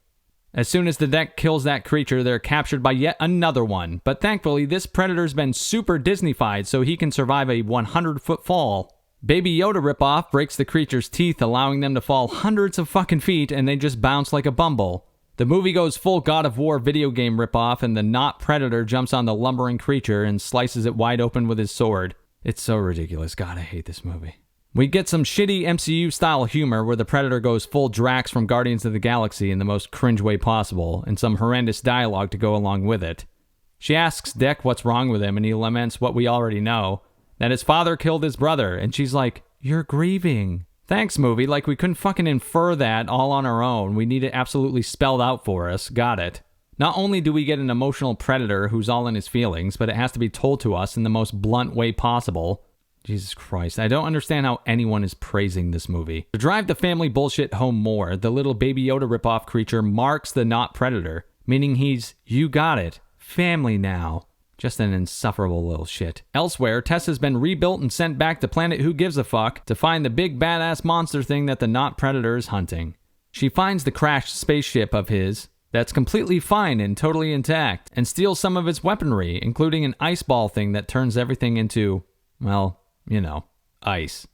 The next morning, they leave little Baby Yoda behind because the plot wants them to, even though Thea doesn't. And Deckhead, the not predator, keeps lamenting about his life because fuck this movie. Then they finally arrive at the synth base that was destroyed by the Kalisk, so obnoxious bitch can put her legs back on. And that's when she reveals that she's betrayed him. She's called Tessa, her sister, and he better get the fuck out of here. She says that they're after the Kalisk too. And no one can defeat it, so why is he even bothering? Well, guess what? The Kalisk arrives and a big CGI bullshit fight ensues. And he chops its head off, but it goes full Terminator 2 T-1000 and gloops its head back on. 'Cause you remember Terminator, right? Yeah, you remember. Well, guess what again? So much for an undefeatable monster, 'cause all it takes is Tessa showing up and tossing one single ice ball thing, and boom. The monster's frozen solid and defeated immediately. One single throw. They bring it, obnoxious bitch, and the not predator on board their hovercraft thing, and he starts screaming at obnoxious bitch and Yautja, yelling, "I trusted you." I cannot believe I'm saying this out loud. In a Predator movie, we have broken trust between a predator and a robot, and he's all broken up about it. What the fuck are we even doing here? They start torturing and experimenting on Deckhead, the not predator, and Thea has a sudden change of heart, and she's like, "No, stop, don't do that." Anyway, Tessa leaves them alone in the room with another stupider synth because the plot needs her to, and he's playing with that childhood toy we foreshadowed at the beginning of the movie, and Thea's like, "Yeah, play with it." This allows Dickhead to escape the ship, and he goes tumbling down a waterfall with that hilarious scream again. Dickhead, the not predator, makes his way back to his crashed ship because the plot needs him to, and he discovers that all his weaponry's been taken, so he's like, fuck. The third act really gears up here, and he goes and makes tools with all the dangerous creatures and shit he's found in the jungle so far. I'm not kidding, there's an acid-spitting eel he ran into, and it becomes his replacement plasma cannon. Let me state that again. He tames an acid-spitting eel into becoming his replacement plasma cannon. Has this movie jumped the fucking shark yet? Then he runs back into the Baby Yoda ripoff thing and is like, "Baby Balisk." Because yeah, this thing is actually a baby Balisk and that giant fucking monster is its mother. So he's like, come here, little guy, and decides they're family now, I guess. He then sets Thea's disembodied legs free from the rubble they were under, and they follow it to the synth's base of operations to free the Balisk. I'm not even kidding. This is a thing that actually happens in the movie. He frees a pair of legs, and the legs start walking away, and they just follow it to the base of operations where the plot needs them to be. So anyway, they show up and start killing people with a bunch of not gory gore, because none of these things are human, and it's done with some more obnoxious Marvel-style humor, of course, where it's supposed to remind you of Groot killing all those guards in Guardians of the Galaxy. And I kid you not, Thea's disembodied legs kick the shit out of a bunch of the synth guards. Like, what the actual fuck? This is a real thing that happens in the movie too, and people are praising this pile of shit. The legs free its obnoxious upper torso and then reattach themselves real fast so they can run into the not Predator and Baby Yoda knockoff. She's like, "Aw, you came back for me?" And he says, "Wolf." Because that's a thing she said earlier in the movie. Remember when the original Predator movie was insanely quotable? She's your baggage. You fall behind and you're on your own. Well, this one has Quay and Wolf. I don't know what's fallen harder, the Predator design or the dialogue. Anyway, they free the Kalisk, and Tessa, the evil sister's like, "Not on my watch, bitch," and gets in the power loader from Aliens.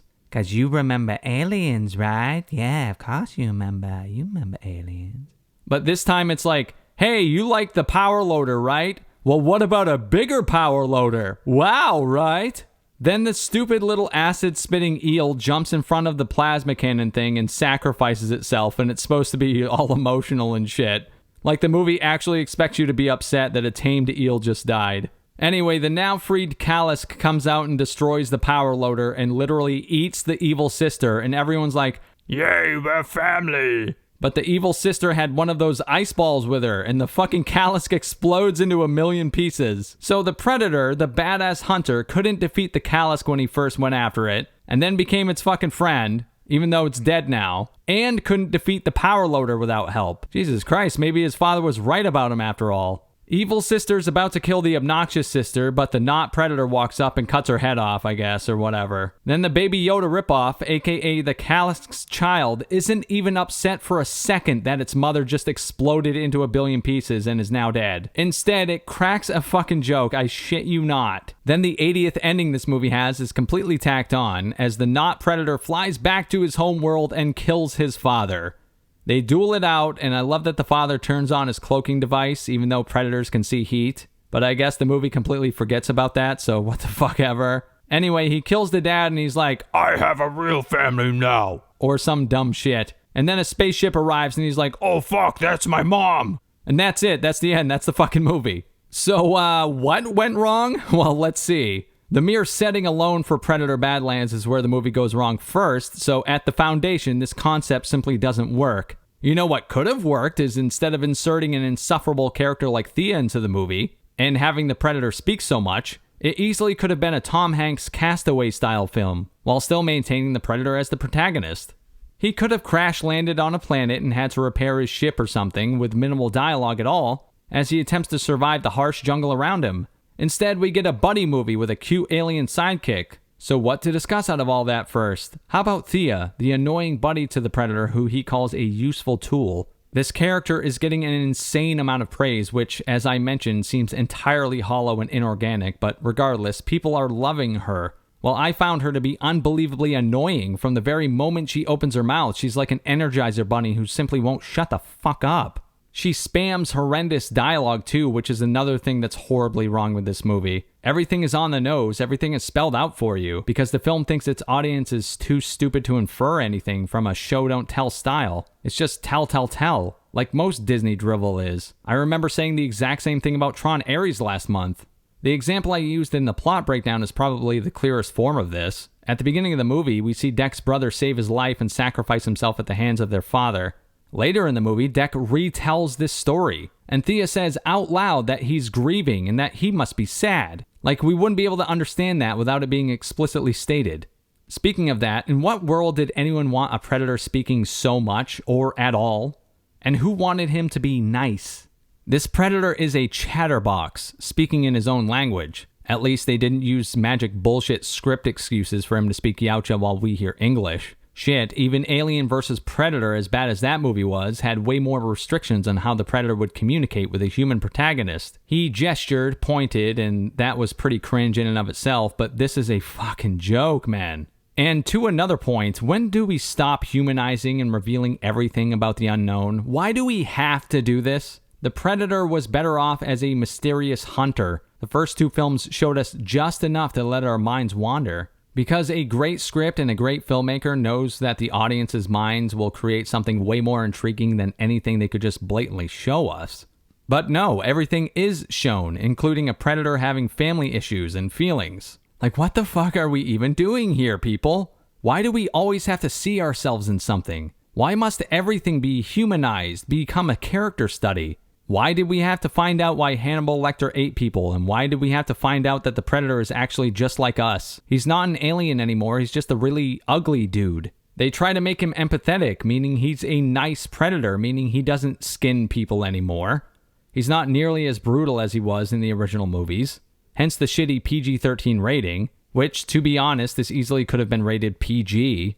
This is Predator for the modern audience, a narcissistic need to see oneself in the main character, absolutely pandering to Gen Z and below, with the typical family issue melodrama and characters who are finding themselves. Instead of a character we fear, something terrifying, he's completely toothless and neutered. And I've mentioned it a couple times, but God, does this movie suffer from late-stage MCU humor.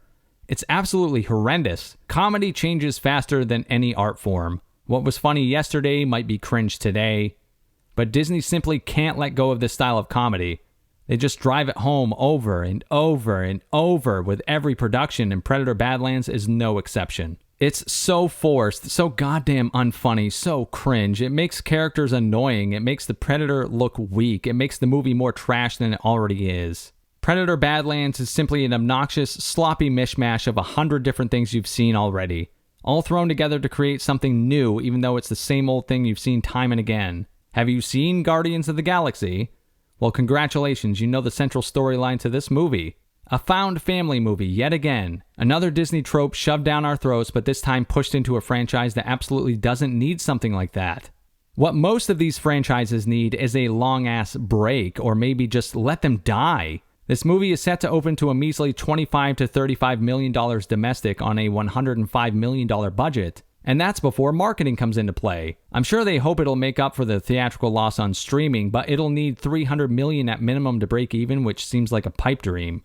Instead of just letting these franchises chill out, they're milking them for everything they have. Alien, Predator, MCU, Star Wars. We got a xenomorph as a goddamn pet in Alien Earth, and a Predator with daddy issues in this franchise. It's completely downgraded everything about these IPs. Badlands is supposedly revitalizing the franchise, but instead it makes a movie like Prey look like a fucking masterpiece. Speaking of which, I included my original review of Prey from a few years ago at the end of this video. While I've rewatched it recently and kind of soured on it, now that I've seen Badlands, I feel like it's pretty damn good in comparison. Hurry up tomorrow. Oh my fucking God.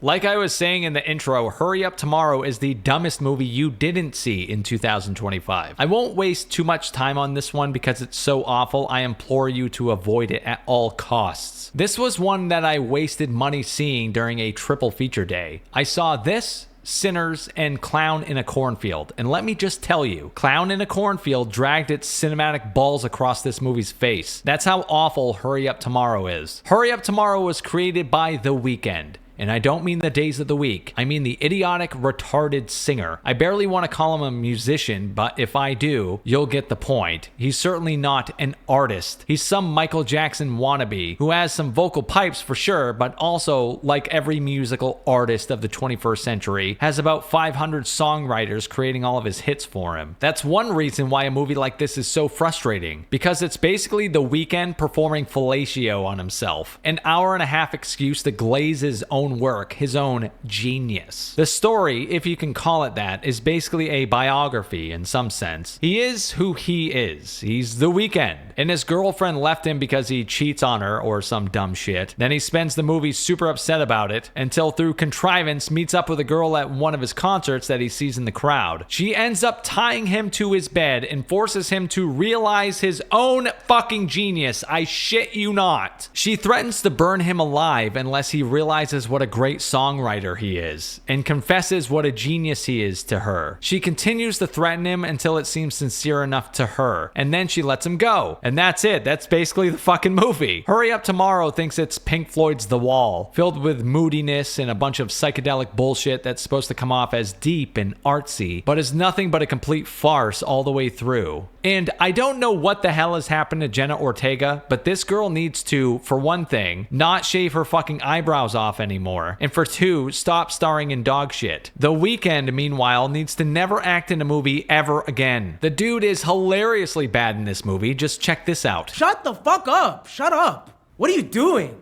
What the fuck are you doing? This movie is nothing but pretentious slop by a pretentious, untalented hack who has no business working in film. If you want a laugh, maybe check this out on streaming, but otherwise don't pay for it if you want to avoid paying to have your brain melt inside your skull. Fuck The Weeknd and fuck his shitty ass movie. All spare. Ugh. Move over, She-Hulk. There's a new sheriff in town. A feminazi's wet dream, this is the most hated show of all time, and we're only 3 episodes deep out of 9. It's also, without a doubt, the new worst show ever made. That is not hyperbole, it's just that bad. This show is fucking cheeks. Don't believe me? Here's a little taste for you. Being betrayed by a man has a specific smell. We gotta recognize that shit. Shut your fucking mouth!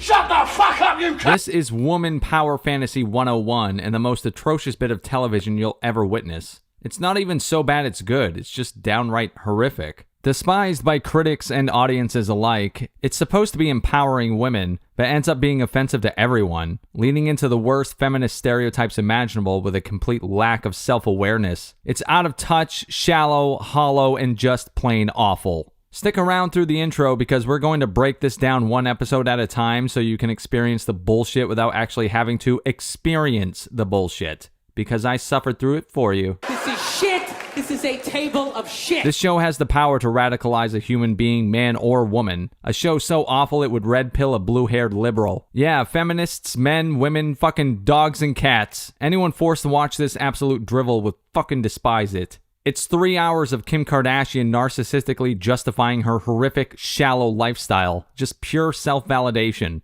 Being pro-plastic surgery, the fucking clock demon herself trying to escape Father Time. Oh, you know what? She'd be upset if I said that, because she clearly has daddy and ex-husband issues she'll never escape from. So I mean, Mother Time. Every man in this show is portrayed as evil, and every woman is empowered and God's gift to the world. Even when both parties do the exact same thing. One is awful, the man, and the other is portrayed as the light of the world. Every single main character is fucking horrific. They're evil, awful human beings, but the show desperately tries to make you think they're as great as they think they are. Kim Kardashian and crew playing the role of an all-female divorce lawyer law firm, whose, surprise, surprise, only represent women. But they're basically a law firm that only represents gold-digging whores, and they celebrate it. Dude, there is an epidemic of gold-digging whores in this country. And every woman they represent lies, cheats, and steals from the men they're in relationships with. Because the men are so evil as to do things like miss going with them to doctor's appointments. You know, look at Kobe. Look at the shit he's going through right now. The guy's getting a divorce. His wife's gonna get $70 million. Never hit a layup in her life. I shit you not, it gets that low. One woman in episode 1 cheats on her husband and robs him blind for $40 million.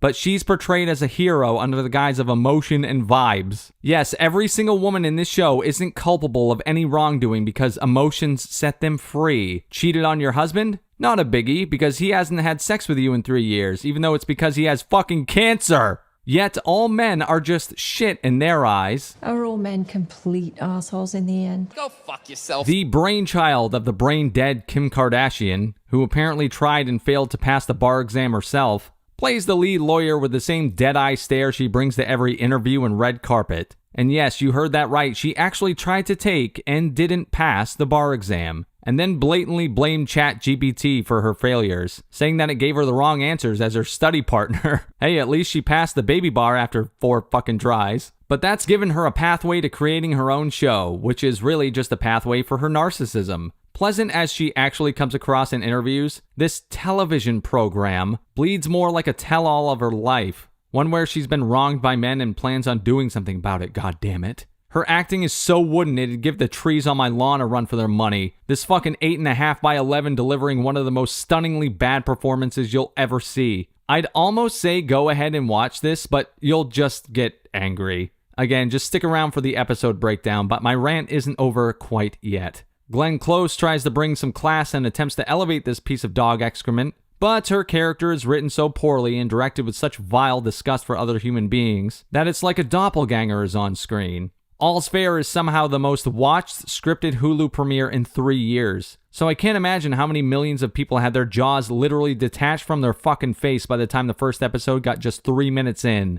What's shocking is Ryan Murphy produced this shit, and he's actually made some real bangers in his life, so it's just disastrous on all fronts. It's so damn bad, all I really have to do with this show is to let it speak for itself. I barely have to say anything, honestly, but by God, I'm gonna try. Episode 1. We start off at a law firm office where we hear feminazis crying about how awful the men are.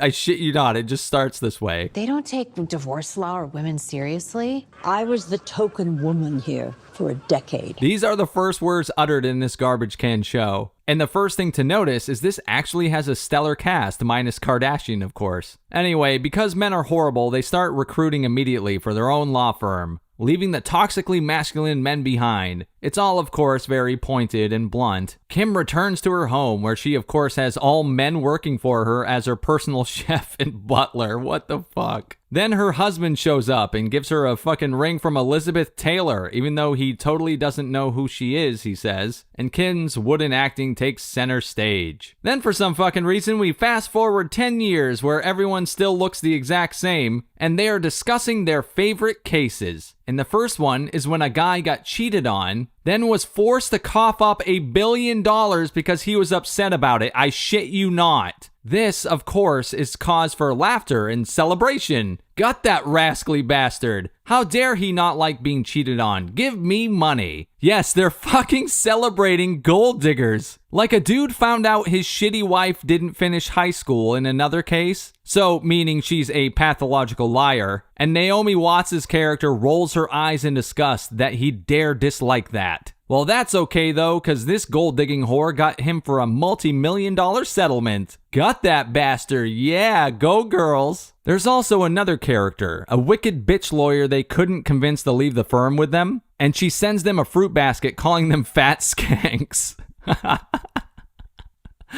Because women are just that fucking catty. She's also my favorite character in this show because she's just such a bitch. This entire thing is basically like a Mean Girls roundtable, but takes itself seriously. Then we get to this episode's core. They discuss the latest case where a billionaire man wanted a prenup. God forbid. And they discuss how treacherous of him it was that she isn't able to grape him for billions of dollars in a settlement. He's like a wolf in his possessiveness, she bemoans. Yes, how dare he want to keep all his money and you only get a pittance of millions? How awful of him to offer you that much money, you fucking scud. Then yet another woman calls in and she's fucking cheating on her husband. You'll get a lot of that in this show, just if you haven't recognized women cheating on their husbands and then crying about it. And she threatens to fucking shoot him, which of course is totally fine because she's a woman and can do no wrong. Lest we remember that just moments ago they celebrated ripping a guy off for billions because his wife cheated on him, and he dared to get upset about it. The double standard is fucking crazy, man. Anyway, when Naomi Watts arrives to see her client, she threatens to blackmail the security guard for sexual assault if he doesn't let her in. I fucking kid you not. This show is driving me insane already. Just recounting it is driving me nuts. These women have absolutely no regard for fairness, let alone the law. They just run purely off vibes and emotion. She sees her new client, who shows her a treasure trove of gifts her husband gave her, which were simply just not enough. This one is because he missed my MRI. Who fucking needs someone to go to an MRI with them besides a child? Who's so emotionally weak that they need a gift to keep them going because their spouse didn't go with them to a fucking doctor's appointment? She says the gifts are worth $40 million. And she says, straight-faced, "Oh, I won't starve now, because all I was going to get was the money in the prenup." I fucking cannot stand the show, and we're just 20 minutes in. Next, the unconvincing diverse investigator says she looked behind firewalls, because she absolutely seems like someone capable of turning a computer on, and says she discovered the billionaire guy is seeing a dominatrix, which I guess makes him a bad person according to them. Yet they say, "Oh, she's a dominatrix. I love that for her." So it's awful of him to see one, but awesome of her to be one. Got it. Anyway, back to the bitch who's stealing a man's money after cheating on him. She's like, "The guy I cheated on you with wasn't even attractive. It's just because he looked at me nicely." What the actual fuck are we doing here? These women are supposed to be the heroes of the show, and the guys are the awful characters, mind you. Yet these women are getting away with fucking murder. Anyway, they then visit the dominatrix, who says that her obligation is to the party that pays her bills. And they're like, "Aha, so your obligation isn't to the client, but to yourself." Like, yeah, what the fuck are you guys doing besides the exact same thing? I'm sure you guys do a lot of pro bono work. Then when they meet the billionaire dude, they bring up all of his sexual fantasies that the dominatrix told them about illegally after she accepted a $10 million offer, and they use it to humiliate him in order to win a $200 million payout. Nothing legal, just shit that's totally meant to humiliate the male in the show. We're like feminist heroes right now. I love how the women in the show simultaneously think liberally, where it's like, "Hey, everyone is free to do whatever they want. Don't judge people." And then completely judge the shit out of a dude for wanting to fuck. Oh, and just look at what Kim Kardashian's wearing. God. Anyway, so next up, Kim's husband tells her that he feels suffocated around her. And her immediate response is to act like she doesn't understand and just belittle the shit out of him. He asks her for a divorce, so she calls up the sisterhood to unite with her. And the camera fucking zooms in on her all teary-eyed, and God, this is where I just laughed my ass off. Check this out.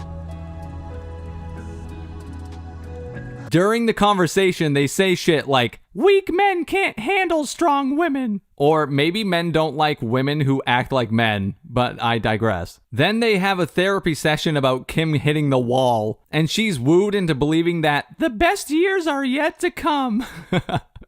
Let me tell you, baby, they're fucking not. Then they call her soon-to-be ex a gold digger, as if that's not what their entire career and client base is based on. Just completely unself-aware. And this dude is also a fucking football star and multimillionaire himself. How the fuck is he a gold digger? They then lament that men marry younger women all the time and nobody says a thing about it. As if that's reality. Just look at the Bill Belichick situation. And this bitch, who married a 3-time Super Bowl winner, says she settled. Then the show portrays her husband as the villain, because of course it does. Even though he's doing the exact same thing their clients do. The very thing they champion as long as a woman does it when he runs off with another person. Actually, fuck this show. Episode 2.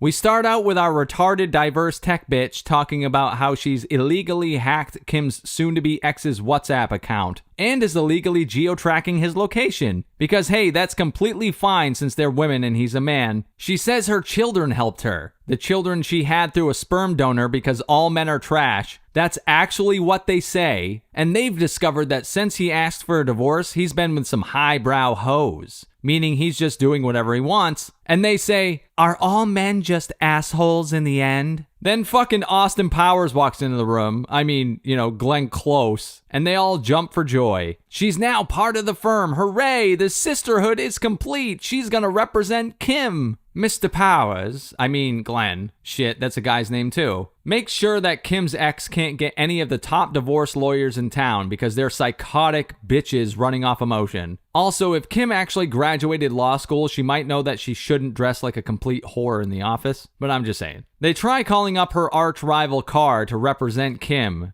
and steal her away from Chase the ex. But too bad, he's already there. Then we cut to their next new client, where they are such powerful and strong women they say they can go up against any law firm in the country. But they don't want to go up against the IRS. Not because they can't win, they're boss bitches, remember, but because that's a lengthy war. The client goes, "Can I go vape?"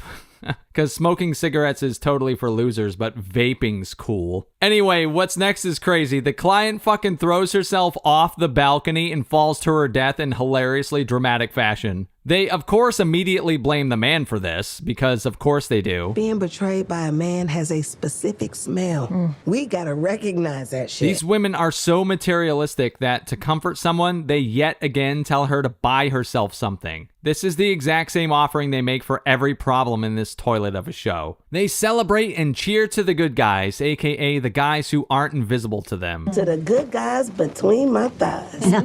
Next, they show up at a jewelry auction for the client who cheated on her husband, then graped him for $40 million.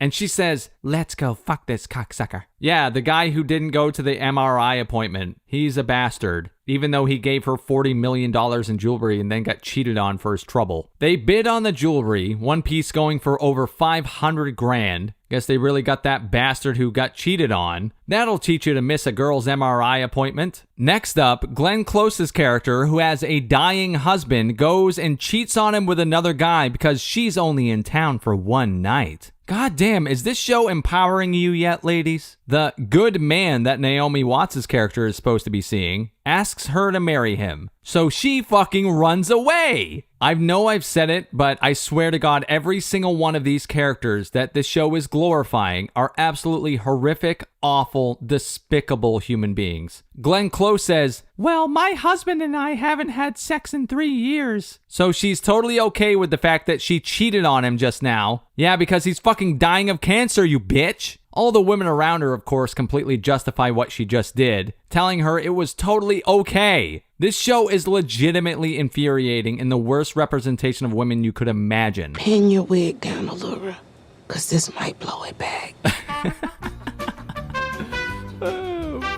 Anyway, Glenn Close tells her husband that she cheated on him, and he's totally fine with it, because of course he is, because he's a fucking pussy. They then start talking about the case of the woman who murdered herself, and turns out she signed all the paperwork willingly, meaning she's completely culpable in all of her own failings. But, naturally, this is the man's fault because women are simultaneously super powerful and independent, and also completely incompetent and childlike who can't make their own decisions. Just no autonomy at all. Strong and powerful, but not autonomous at all. Okay. Next up, when they discover that Kim's ex is sleeping with her receptionist, they fucking literally offer to have him killed. No joke. So in this show, it's totally fine for women to cheat because emotions, but when men cheat, it's pure evil. I got it. I think I got it. It's like no one actually cares or loves anyone in this show. It's all just a game. Like Kim's character doesn't actually care that her ex cheated on her. It's that she's losing the game. Anyway, next up, Watts' character asks the guy to marry her because she shouldn't have run away, and like a pussy, he says yes. Then the diverse character, What's-Her-Fuck, threatens to slap the black out of you to her son because he played coy about getting into MIT. These are actual things that happen in the show. She's supposed to be the sassy black woman, but she's actually a fundamentally horrible mother. They go on to glorify single motherhood because she raised 3 kids. And she literally raised them to believe fathers are useless and better out of the picture. So I'm sure when they have kids, they'll be wonderful fathers themselves, right? The disgusting glorification of single motherhood as some white knight hero status creates an unbridled fucking rage in anyone watching this trash. So whatever, I guess. Next up, Glenn Close's character portrays herself as some hero also when she frames the dead client's husband into rehiring employees. If this doesn't track or make sense to you, don't worry. None of this shit actually matters because this show is cheeks. Kim Kardashian then shows up at her receptionist's house to exact revenge because a lawyer can totally get away with this stuff. She's a hero, don't you know? She destroys her receptionist's car with a baseball bat while she's dressed like a fucking tramp in the most female power fantasy trip ever because it turns out it is indeed a fantasy and she just shows up to talk to her. We get some more winning dialogue. Do I look like a moth to you?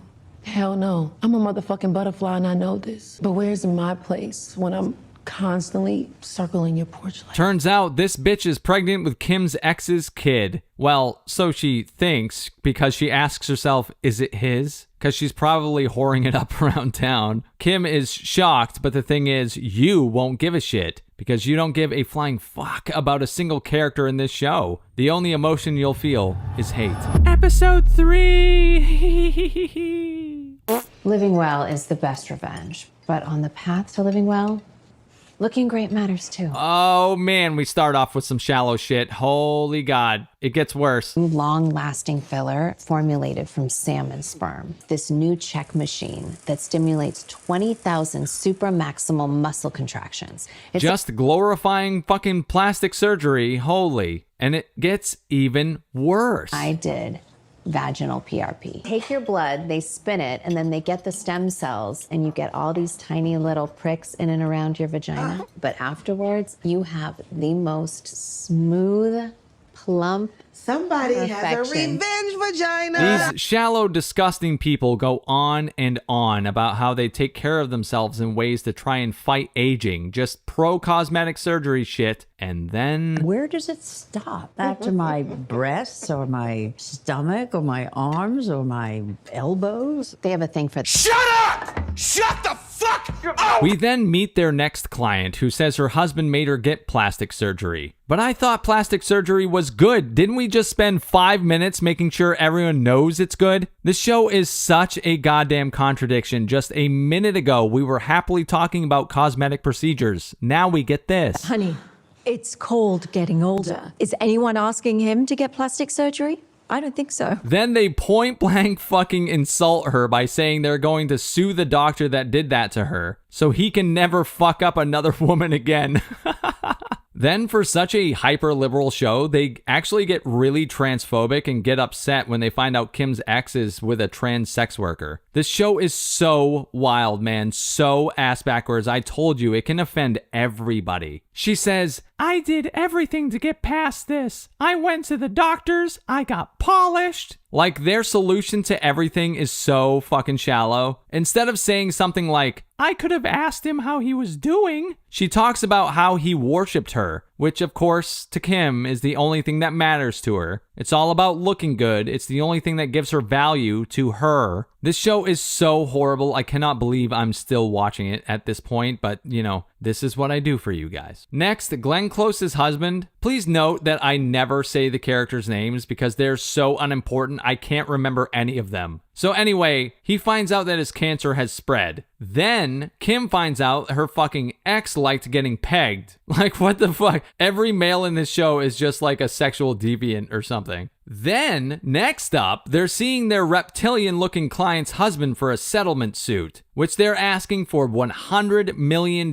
because he forced her to get plastic surgery. I love how in this show, the women clients have absolutely no autonomy at all, just like I was saying. Just absolutely none. I'm telling you, this could red pill a fucking feminist. They're all super smug and really satisfied with themselves too, calling themselves greedy bitches, and that's what we do best. Next, we have a confrontation between Glenn Chode and the one character I actually like, Carr. Like I was saying, she's a complete bitch and knows it. She's also the one character whose name I can remember. Carr, I'm not in the business of awarding obscene allowances to men who don't deserve it. Carr threatens to destroy Kim's embryos if they don't give up everything Kim's ex wants. And I fucking loved that. Anyway, so next, Kim's ex cuts a deal with his trans friend that she's got his back as long as he quid pro quos with a photo op after the divorce. Then, after all that shit, we find out that the reptilian plastic surgery seeking woman has thrown sulfuric acid in her ex-husband's face, to which Kim responds, I wish she would have told us what she was thinking. Like, what the fuck? They just completely rationalize and are totally okay with everything that happened, except for the fact that it'll ruin the case. Holy shit, these evil, horrible human beings. God, next, because there's just a whole lot of and next in this show. Kim shows up at the baby mama's house of her exes, and they agree, fuck that shit. Which means What exactly? They just say it over and over again with no definition about what it means. Anyway, so next up, Kim decides that she's going to get the embryos implanted now without telling anyone. Because like I said, she's a devious, horrific human. She goes so far as to forge her ex's signature, and away they go. Holy shit, she's a monster. Just an absolute fucking monster. And that's the end of episode 3. That's it. That's the worst goddamn show ever made. We're only 3 episodes deep and already it's being heralded as the worst show of the year. But I say nay. It's worse than that. It might be the worst show ever produced. Episode 4. It's wine o'clock to start the show with our diverse female code cracker having dinner by herself with some self-care, girl. When her sons come in to crash the party. She's an absolute bitch to all of them as usual, and I just want to point out that there's no way she'd have sons this nice if she was this level of cunt.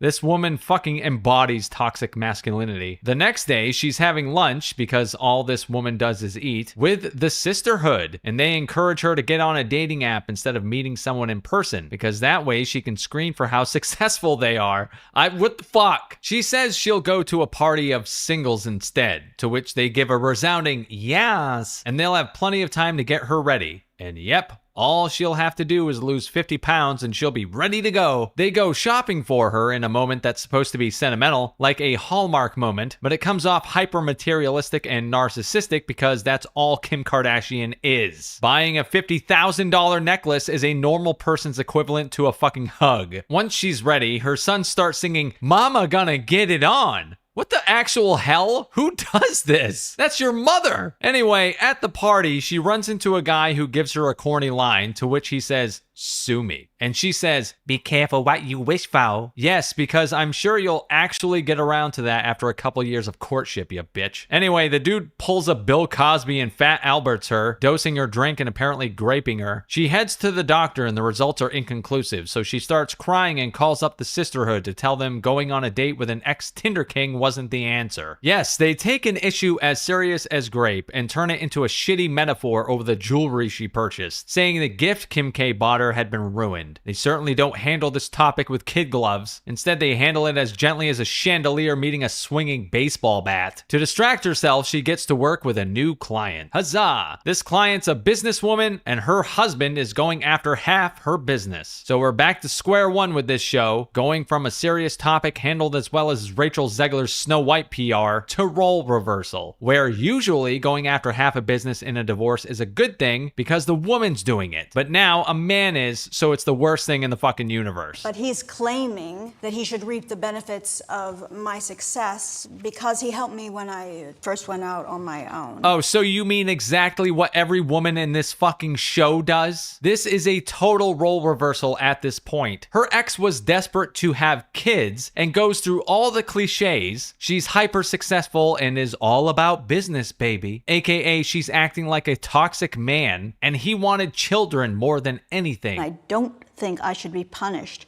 for having chosen to do something that was right for me rather than pleasing a man. This whole thing is supposed to make us empathize with Kim about her injecting the embryos into herself after illegally and fraudulently forging someone else's fucking signature to get it done. You were and are entitled to do with your body whatever you choose. Exactly. Except when it comes to IVF, right, Kim? Ah, fuck you! Men get no reproductive rights whatsoever as it fucking stands. If a woman gets pregnant, the man gets absolutely no say whatsoever anyway. It's her body, her choice. In Kim Kardashian's character's case, she got herself pregnant with her and her ex's frozen embryos after he requested a divorce, meaning it was completely unbeknownst to him and against his will. She did it by forging his signature, for fuck's sake. Awful fucking people. To top things off, this new client of theirs was actually pregnant with her ex-husband's child and aborted it without fucking telling him. And they completely disregard that under it was her right. Literally, fuck you and whoever wrote this script. Fuck you right to hell. Carr, the awesome character that I heart sincerely, says it's about time for the recognition of men's suffering to be observed. Because women, she says, as if it's a fucking epiphany for all, women can be abusive too. This strikes a nerve with diverse code codecracker who goes on a rant about how women don't choose to be abused and taken advantage of. As if men fucking do, you hippo-wasted shithead. Diverse codecracker freaks out because she's been victimized, and it's so over the top that her graper sends a picture to her of her tied up just to fuck with her. I shit you not. She gets the sisterhood together again to try and find him, and look what these fucking people are wearing. Are they lawyers or pimps? What is going on here? They come up with a big idea regarding what's happening. The guy who did this to Diverse Lady is just slowly trying to get to Glenn Close. Not in the I wanna fuck kind of way, but because she apparently sued his father, leading to his father's self-deletion. This is so fucking over the top and far-fetched. Like, seriously. You know what? Fuck it. I'm all in on hate watching this show. Let's roll. Next up, she has dinner with her son so she can trauma dump on all of them. What does this do, burdening your teenage sons? Guess that's what a spouse would be able to help you with. Guess men do have a use, huh? Instead of using your children as surrogate partners, eh?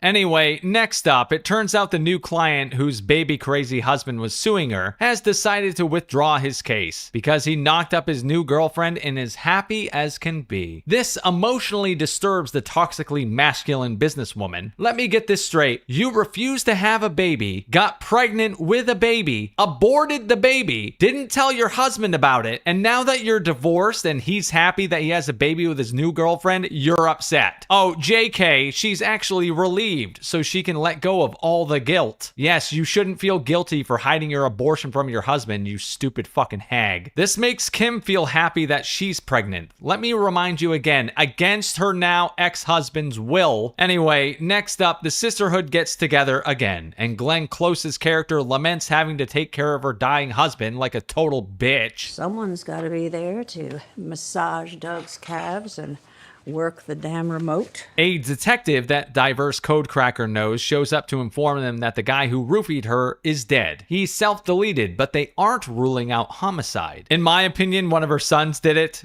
Turns out that's what happens when you preach misandry, that men ain't nothing but trouble and are a toxic mother yourself. The sisterhood steps up and tells them that they're her attorneys and tell him where to go, legally speaking. At the moment, we are acting in dual capacities as both her friends and legal counsel. We respectfully request that no further statements are taken or questions answered until a conclusive finding is reached. You're a fucking divorce lawyer, you idiot. You know fuck all about homicide cases, you turd biscuit. Shut up. Diverse Lady then blames Glenn Close, aka Austin Powers, for bringing this into my life, into my children's lives. Bitch, you literally did all that on your own, you responsibility tossing retard. Her sons say they didn't do it, but we'll find out next week probably, eh? And that's it. That's the end of the fucking episode. Episode 5.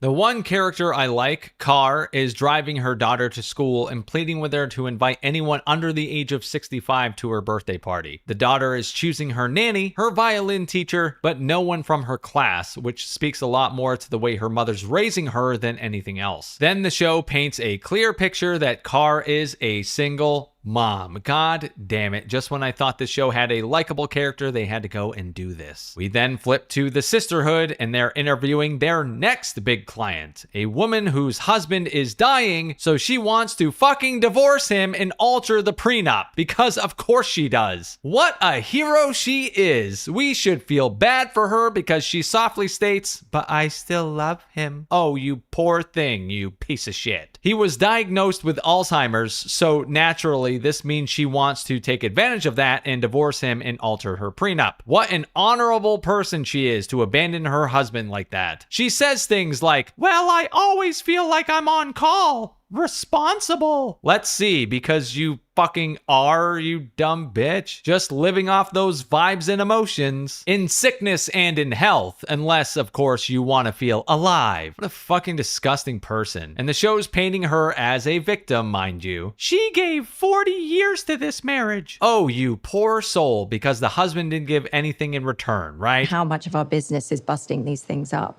The vast majority of these prenups are overreaching, and 9 times out of 10, hurtful to the woman. First, go fuck yourself. I guess these women had zero autonomy when signing these prenups. They're just victims and were too stupid to understand what they were doing, right? These strong, independent women were simultaneously too dumb and were in over their heads. I wonder what kind of picture this show thinks it's painting of women. Back to Carr, she starts crying during arbitration, and the client is understandably upset about this, so Carr tells her to get fucked and quits. She's consoled by another lawyer who is also a single mother. This show is just fucking filled with this indulgent bullshit, and they bond over it all because of course they do. Naomi Slut winds up at a Michelin star restaurant for lunch with her cuck fiance because, again, of course she does. All these women care about is vanity, and what kind of fucking man ends up with a woman like this? Anyway, to send her fucking reeling, he presents her with a prenup, and at this point I burst out laughing because good, bitch. Next up, Carr is having wine with Kim's ex, her current client, and he seduces her. Like, are we actually supposed to believe this palm reader can just seduce any random woman in this show? Anyway, she like fucking sprays him sensually with water, and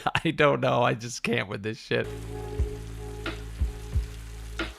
Ah yes, the only gaze that's culturally appropriate. The female one. After she gets good and drunk and leaves, she's immediately pulled over and tries to seduce the cop to get out of it. Unfortunately, she's like 1,000,000 years old, so it doesn't work out, and she gets brought to jail, where she immediately makes bail. Who helps her out but her new single mother friend? When she leaves the police station, she's suddenly sober again because this show is not only written like shit, but it's, well, yeah, it's, you know, it's written like shit. Anyway, her new friend wants to be her partner in this case against Kim Kardashian. What's this new partner's name? Who gives a fuck? Next, Ugly Girl calls up Kim's ex to tell him she's pregnant with a baby, she specifies, because he's such a meathead he might not understand, I guess. What the fuck? Chase, I'm pregnant. With a baby. And he offers her everything. Emotional support, money, physical support, anything she needs for support, and she says no, specifically so she can run off and vilify the shit out of this guy. Why even bother calling him then, you fucking idiot? So desperate to be a victim. Here, look at this. What do you need? Money? Because I got you, okay? Support, emotional, physical, spiritual. This is my baby, okay? Mine. And I'm gonna do it my way. What the actual fuck is wrong with these people, man? Anyway, back to the sisterhood's new piece of shit client who's leaving her Alzheimer's-stricken husband. The daughter calls her mother out for it, and she gives her a "how dare you point out the truth" kind of look. Oh, I don't think my mother would agree with you on that. I mean, this is her ticket out. Right, Mom? Bethany. There are some seriously horrible mothers in this episode. Holy shit. Anyway, the mom starts gaslighting the hell out of her daughter by telling her that she isn't going anywhere. Not from her, not from her father, yet she said earlier in the episode that she wants to travel and see the world. Wow. She is manipulative as fuck. It's almost impressive. It's interesting to note that absolutely nothing ever gets solved by the rule of law in this show. Everything is always emotionally manipulated. And that's how these ladies, the sisterhood, get results. By just completely emotionally manipulating people into giving in. The horrible woman says that when she signed the prenup, they were committed to each other, so it never crossed their mind. And now, of course, that he's dying and actually needs her, she is no longer committed to him. What the fuck? Elsewhere, Carr is trying to get her daughter into a new school, but she needs to write an essay about an influential person in her life that faced struggles. She quickly chooses Carr herself because Carr was apparently a cutter. Okay, so we're doing this now? Yes, apparently Carr had trauma dumped onto her 12-year-old daughter about her unaliving attempts and cutting. You know, because these women don't have men in their lives, so they use their children as fucking surrogate partners and just feed all their emotional bullshit to their kids. This is also just a shitty writing device to fill in Carr's background. It's so obvious that it's hyper obnoxious, beyond just making Carr go from hilarious to unlikable in 0.2 seconds. We move back to Naomi Slut's character, who's talking about the prenup to her sexless cardigan-wearing pussy-ass fiance. Every male character is just one-dimensional, like they're either sexless wimps or sex-crazed morons. And wait, what the fuck is Kim wearing now? In a law office? What the hell? Like, I'm pretty sure I'm going to have to blur this out for YouTube. Laura Grant?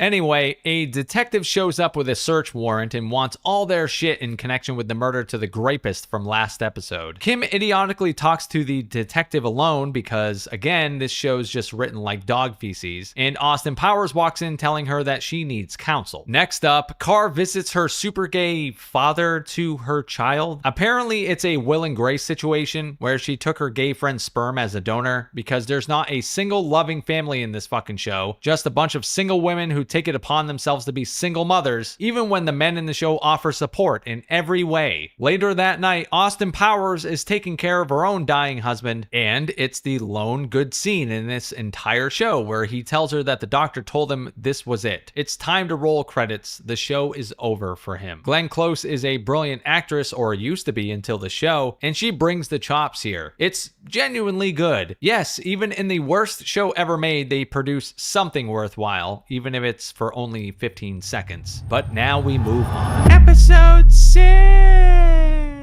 We start with Carr instructing Kim's ex on what to do during mediation, lacing a handkerchief with wasabi so that he'll cry. During the hearing, he texts Kim that she looks hot, which is surely the highest compliment she could ever get. I bet she feels seen. He tells her how much she meant to him, and that he won't regret their life together, ever. And it makes Kim almost emote if she can move her fucking face, but alas, she cannot. She grabs her stomach, and turns out it's her period, which means the embryos she implanted into herself in episode 3 didn't take. Oh no! We should feel horrible for her that the embryos she illegally had implanted without telling her ex that she was going to make him a father didn't work. During the prenup discussion, Kim discloses an asset she hadn't before, and this causes a huge stir because honestly, who fucking cares? This show moves a mile a second usually, but it's actually slowed down and has let this one scene last for over 20 minutes. And fuck does it drag. It's actually the entire episode. Now we're just bitching about the editing. This scene could have been a damn email, but it's the longest episode yet. It's basically shoddy two-dimensional character development for Kim's character Allura. Yes, Allura is her name if I haven't mentioned it yet. Showcasing how shallow and out of touch everyone is when they find out she had to go to a reform school in Vermont. Oh no, Kim, the horrors you had to face. You had to go to bed on time and garden or something. How awful. They finally bring up the embryos after a short recess, and Kim thinks she has a checkmate when she's like, haha, bitch, I already implanted them and they didn't take. Okay, well that means you fucking lose, you dumbass. But because the ex is a complete fucking cuck, he tells Kim that he's sorry for everything. Because he's such a bitch, Kim is super confident that she's going to win because he bent the knee and succumbed to her in a heartbeat. The writers make every man in the show a complacent little bitch. It's fucking maddening. It's all gonna come down to one thing, and that is character. Yes, and a woman who murdered her embryos and did so illegally behind her ex's back is 100% going to win a who has the better character competition. So basically, the guy completely won the case, but said, nah, I'd rather not. And then Kim goes for the fucking throat and exposes a gambling addiction he had where he threw a game on purpose as a football player. What the actual fuck? The writers think we're on Kim's side in the baby killing situation and be like, yeah, got him, when she exposes him for throwing a football game. Okay. Okay. Diversity Hire also says that she fights for women like Allura when it comes to being cheated on. Yet they nearly exclusively represent women who cheat on their husbands. And once again, instead of going by the law, everyone just starts blackmailing each other with embarrassing photos and videos of shit they've done. Like Carr tries to blackmail diverse hacker retard with the Botox lips with photos of her grape, and then diverse hacker retard with Botox lips blackmails Carr with a video of her being arrested while intoxicated. And Carr absolutely loses her fucking mind and starts saying some of the most disgusting shit you could ever imagine. And basically just, she just loses it. I can't even show you what she says because YouTube will completely strike me down for even a second of the foul shit that comes out of her mouth. And they just completely disregard how horrific what Kim did by illegally implanting those embryos into herself. Like, just completely gone, doesn't matter, bye-bye. The ex apparently doesn't deserve anything because they just forgot about the horrors Kim has amassed all on her own. Because this show is fucking ridiculous. Okay, Pot. It's me, Kettle, the single mother of 3 boys. You literally wanted the single mother status. You chose that. This self-proclaimed martyr should just admit it and be a self-proclaimed retard. Still doesn't change or excuse what I did. If I could take it back, if I could rewrite history, I would.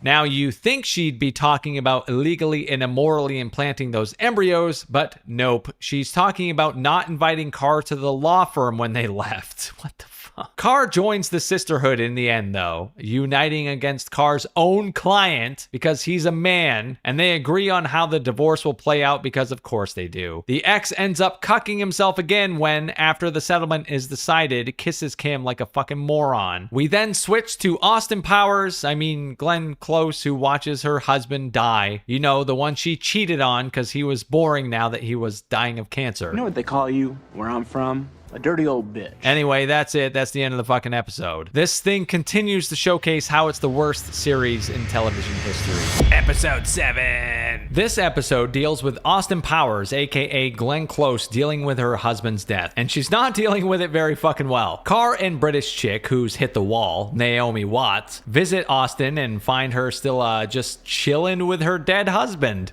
Wait, what? Carr tries to relate and goes on a childish rant about her pussy, aka her dead cat, and I can just hear the writers laughing to themselves right now, thinking how clever and funny they are. Stop playing with your pussy, Carr. But I refused to, even when my pussy started smelling really bad and got really crusty. What a fucking riot. And who is this show actually for, I ask for the millionth time? What a knee slapper this is. Kim meets her ex-husband to go over the divorce papers, and he hits on her. And she forgives him. You forgive him after everything you've fucking done. I swear, every person in this show just feels like a caricature. I just realized every character's name feels like a teenager's wish list for what someone would name their Barbie or something. Or stripper names, you know, you pick. Chase, Monroe, Allura, Emerald Green, fucking escort names. Anyway, Chase, the ex, goes on a speed run to say sorry to all the women he slept with. The attempts at humor in this show are pathetic, and it goes a little something like this. I fingered your aunt at your birthday party, and I'm so sorry, okay?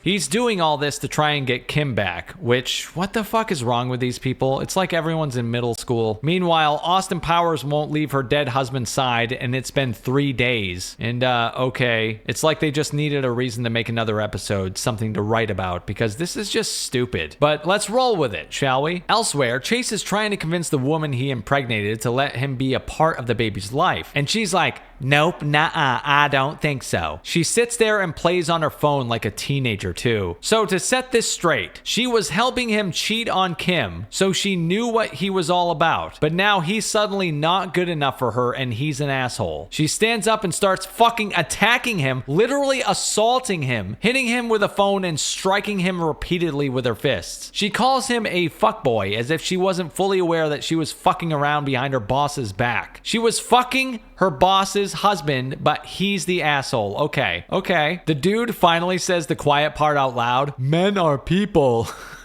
Like this show has finally become aware that it's misandrous as fuck. And I'm sure this crazy bitch is just going to make a fantastic mother. Afterward, the sisterhood get together and convince Austin Powers to stop hanging out with a fucking corpse finally. And right after that, Kim goes and fucks her ex because of course she does. The zero amount of self-awareness continues when she tells him that he was acting like a 4-year-old in her office. You know, when the chick was throwing shit at him and smacking him upside the head as he remained calm and collected. Ugh, I fucking hate this show. Anyway, moving on. Episode 8. We're in the home stretch, folks. Let's get this dumb shit over with. So we finally jump back to the murder case. You know, the one where the guy who raped diverse hacker lady was killed. And apparently Miss Emerald Green, I can't believe that's her fucking name. Emerald Green is being represented by Austin Powers because a homicide defense is totally the same as divorce court. The law's the law after all. Next, they hop on their private jet. So fucking ridiculous. But anyway, so they hop on their private jet to fly to Fashion Week. Lol. What the fuck? One of those good old-fashioned pick-me-ups, going to a fashion runway and selecting clothes to buy. While there, they discuss folding Carr into the firm. And the bitch who's hit the wall the hardest is super apprehensive, but reluctantly agrees to give her a shot. Elsewhere, Carr is hanging out with her gay baby daddy. That's a real sentence, yes. And he dares her to sleep with Kim's ex because of course that's what's happening. So she goes and finds Chase working out at his gym, and he's like, I can't have sex with you, I'm a sex addict. And she just mocks him and makes fun of him about it. This ugly 50-year-old woman seduces this 30-year-old dude because of course she does. And this is all happening while Carr is literally trying to become partner at Kim's law firm.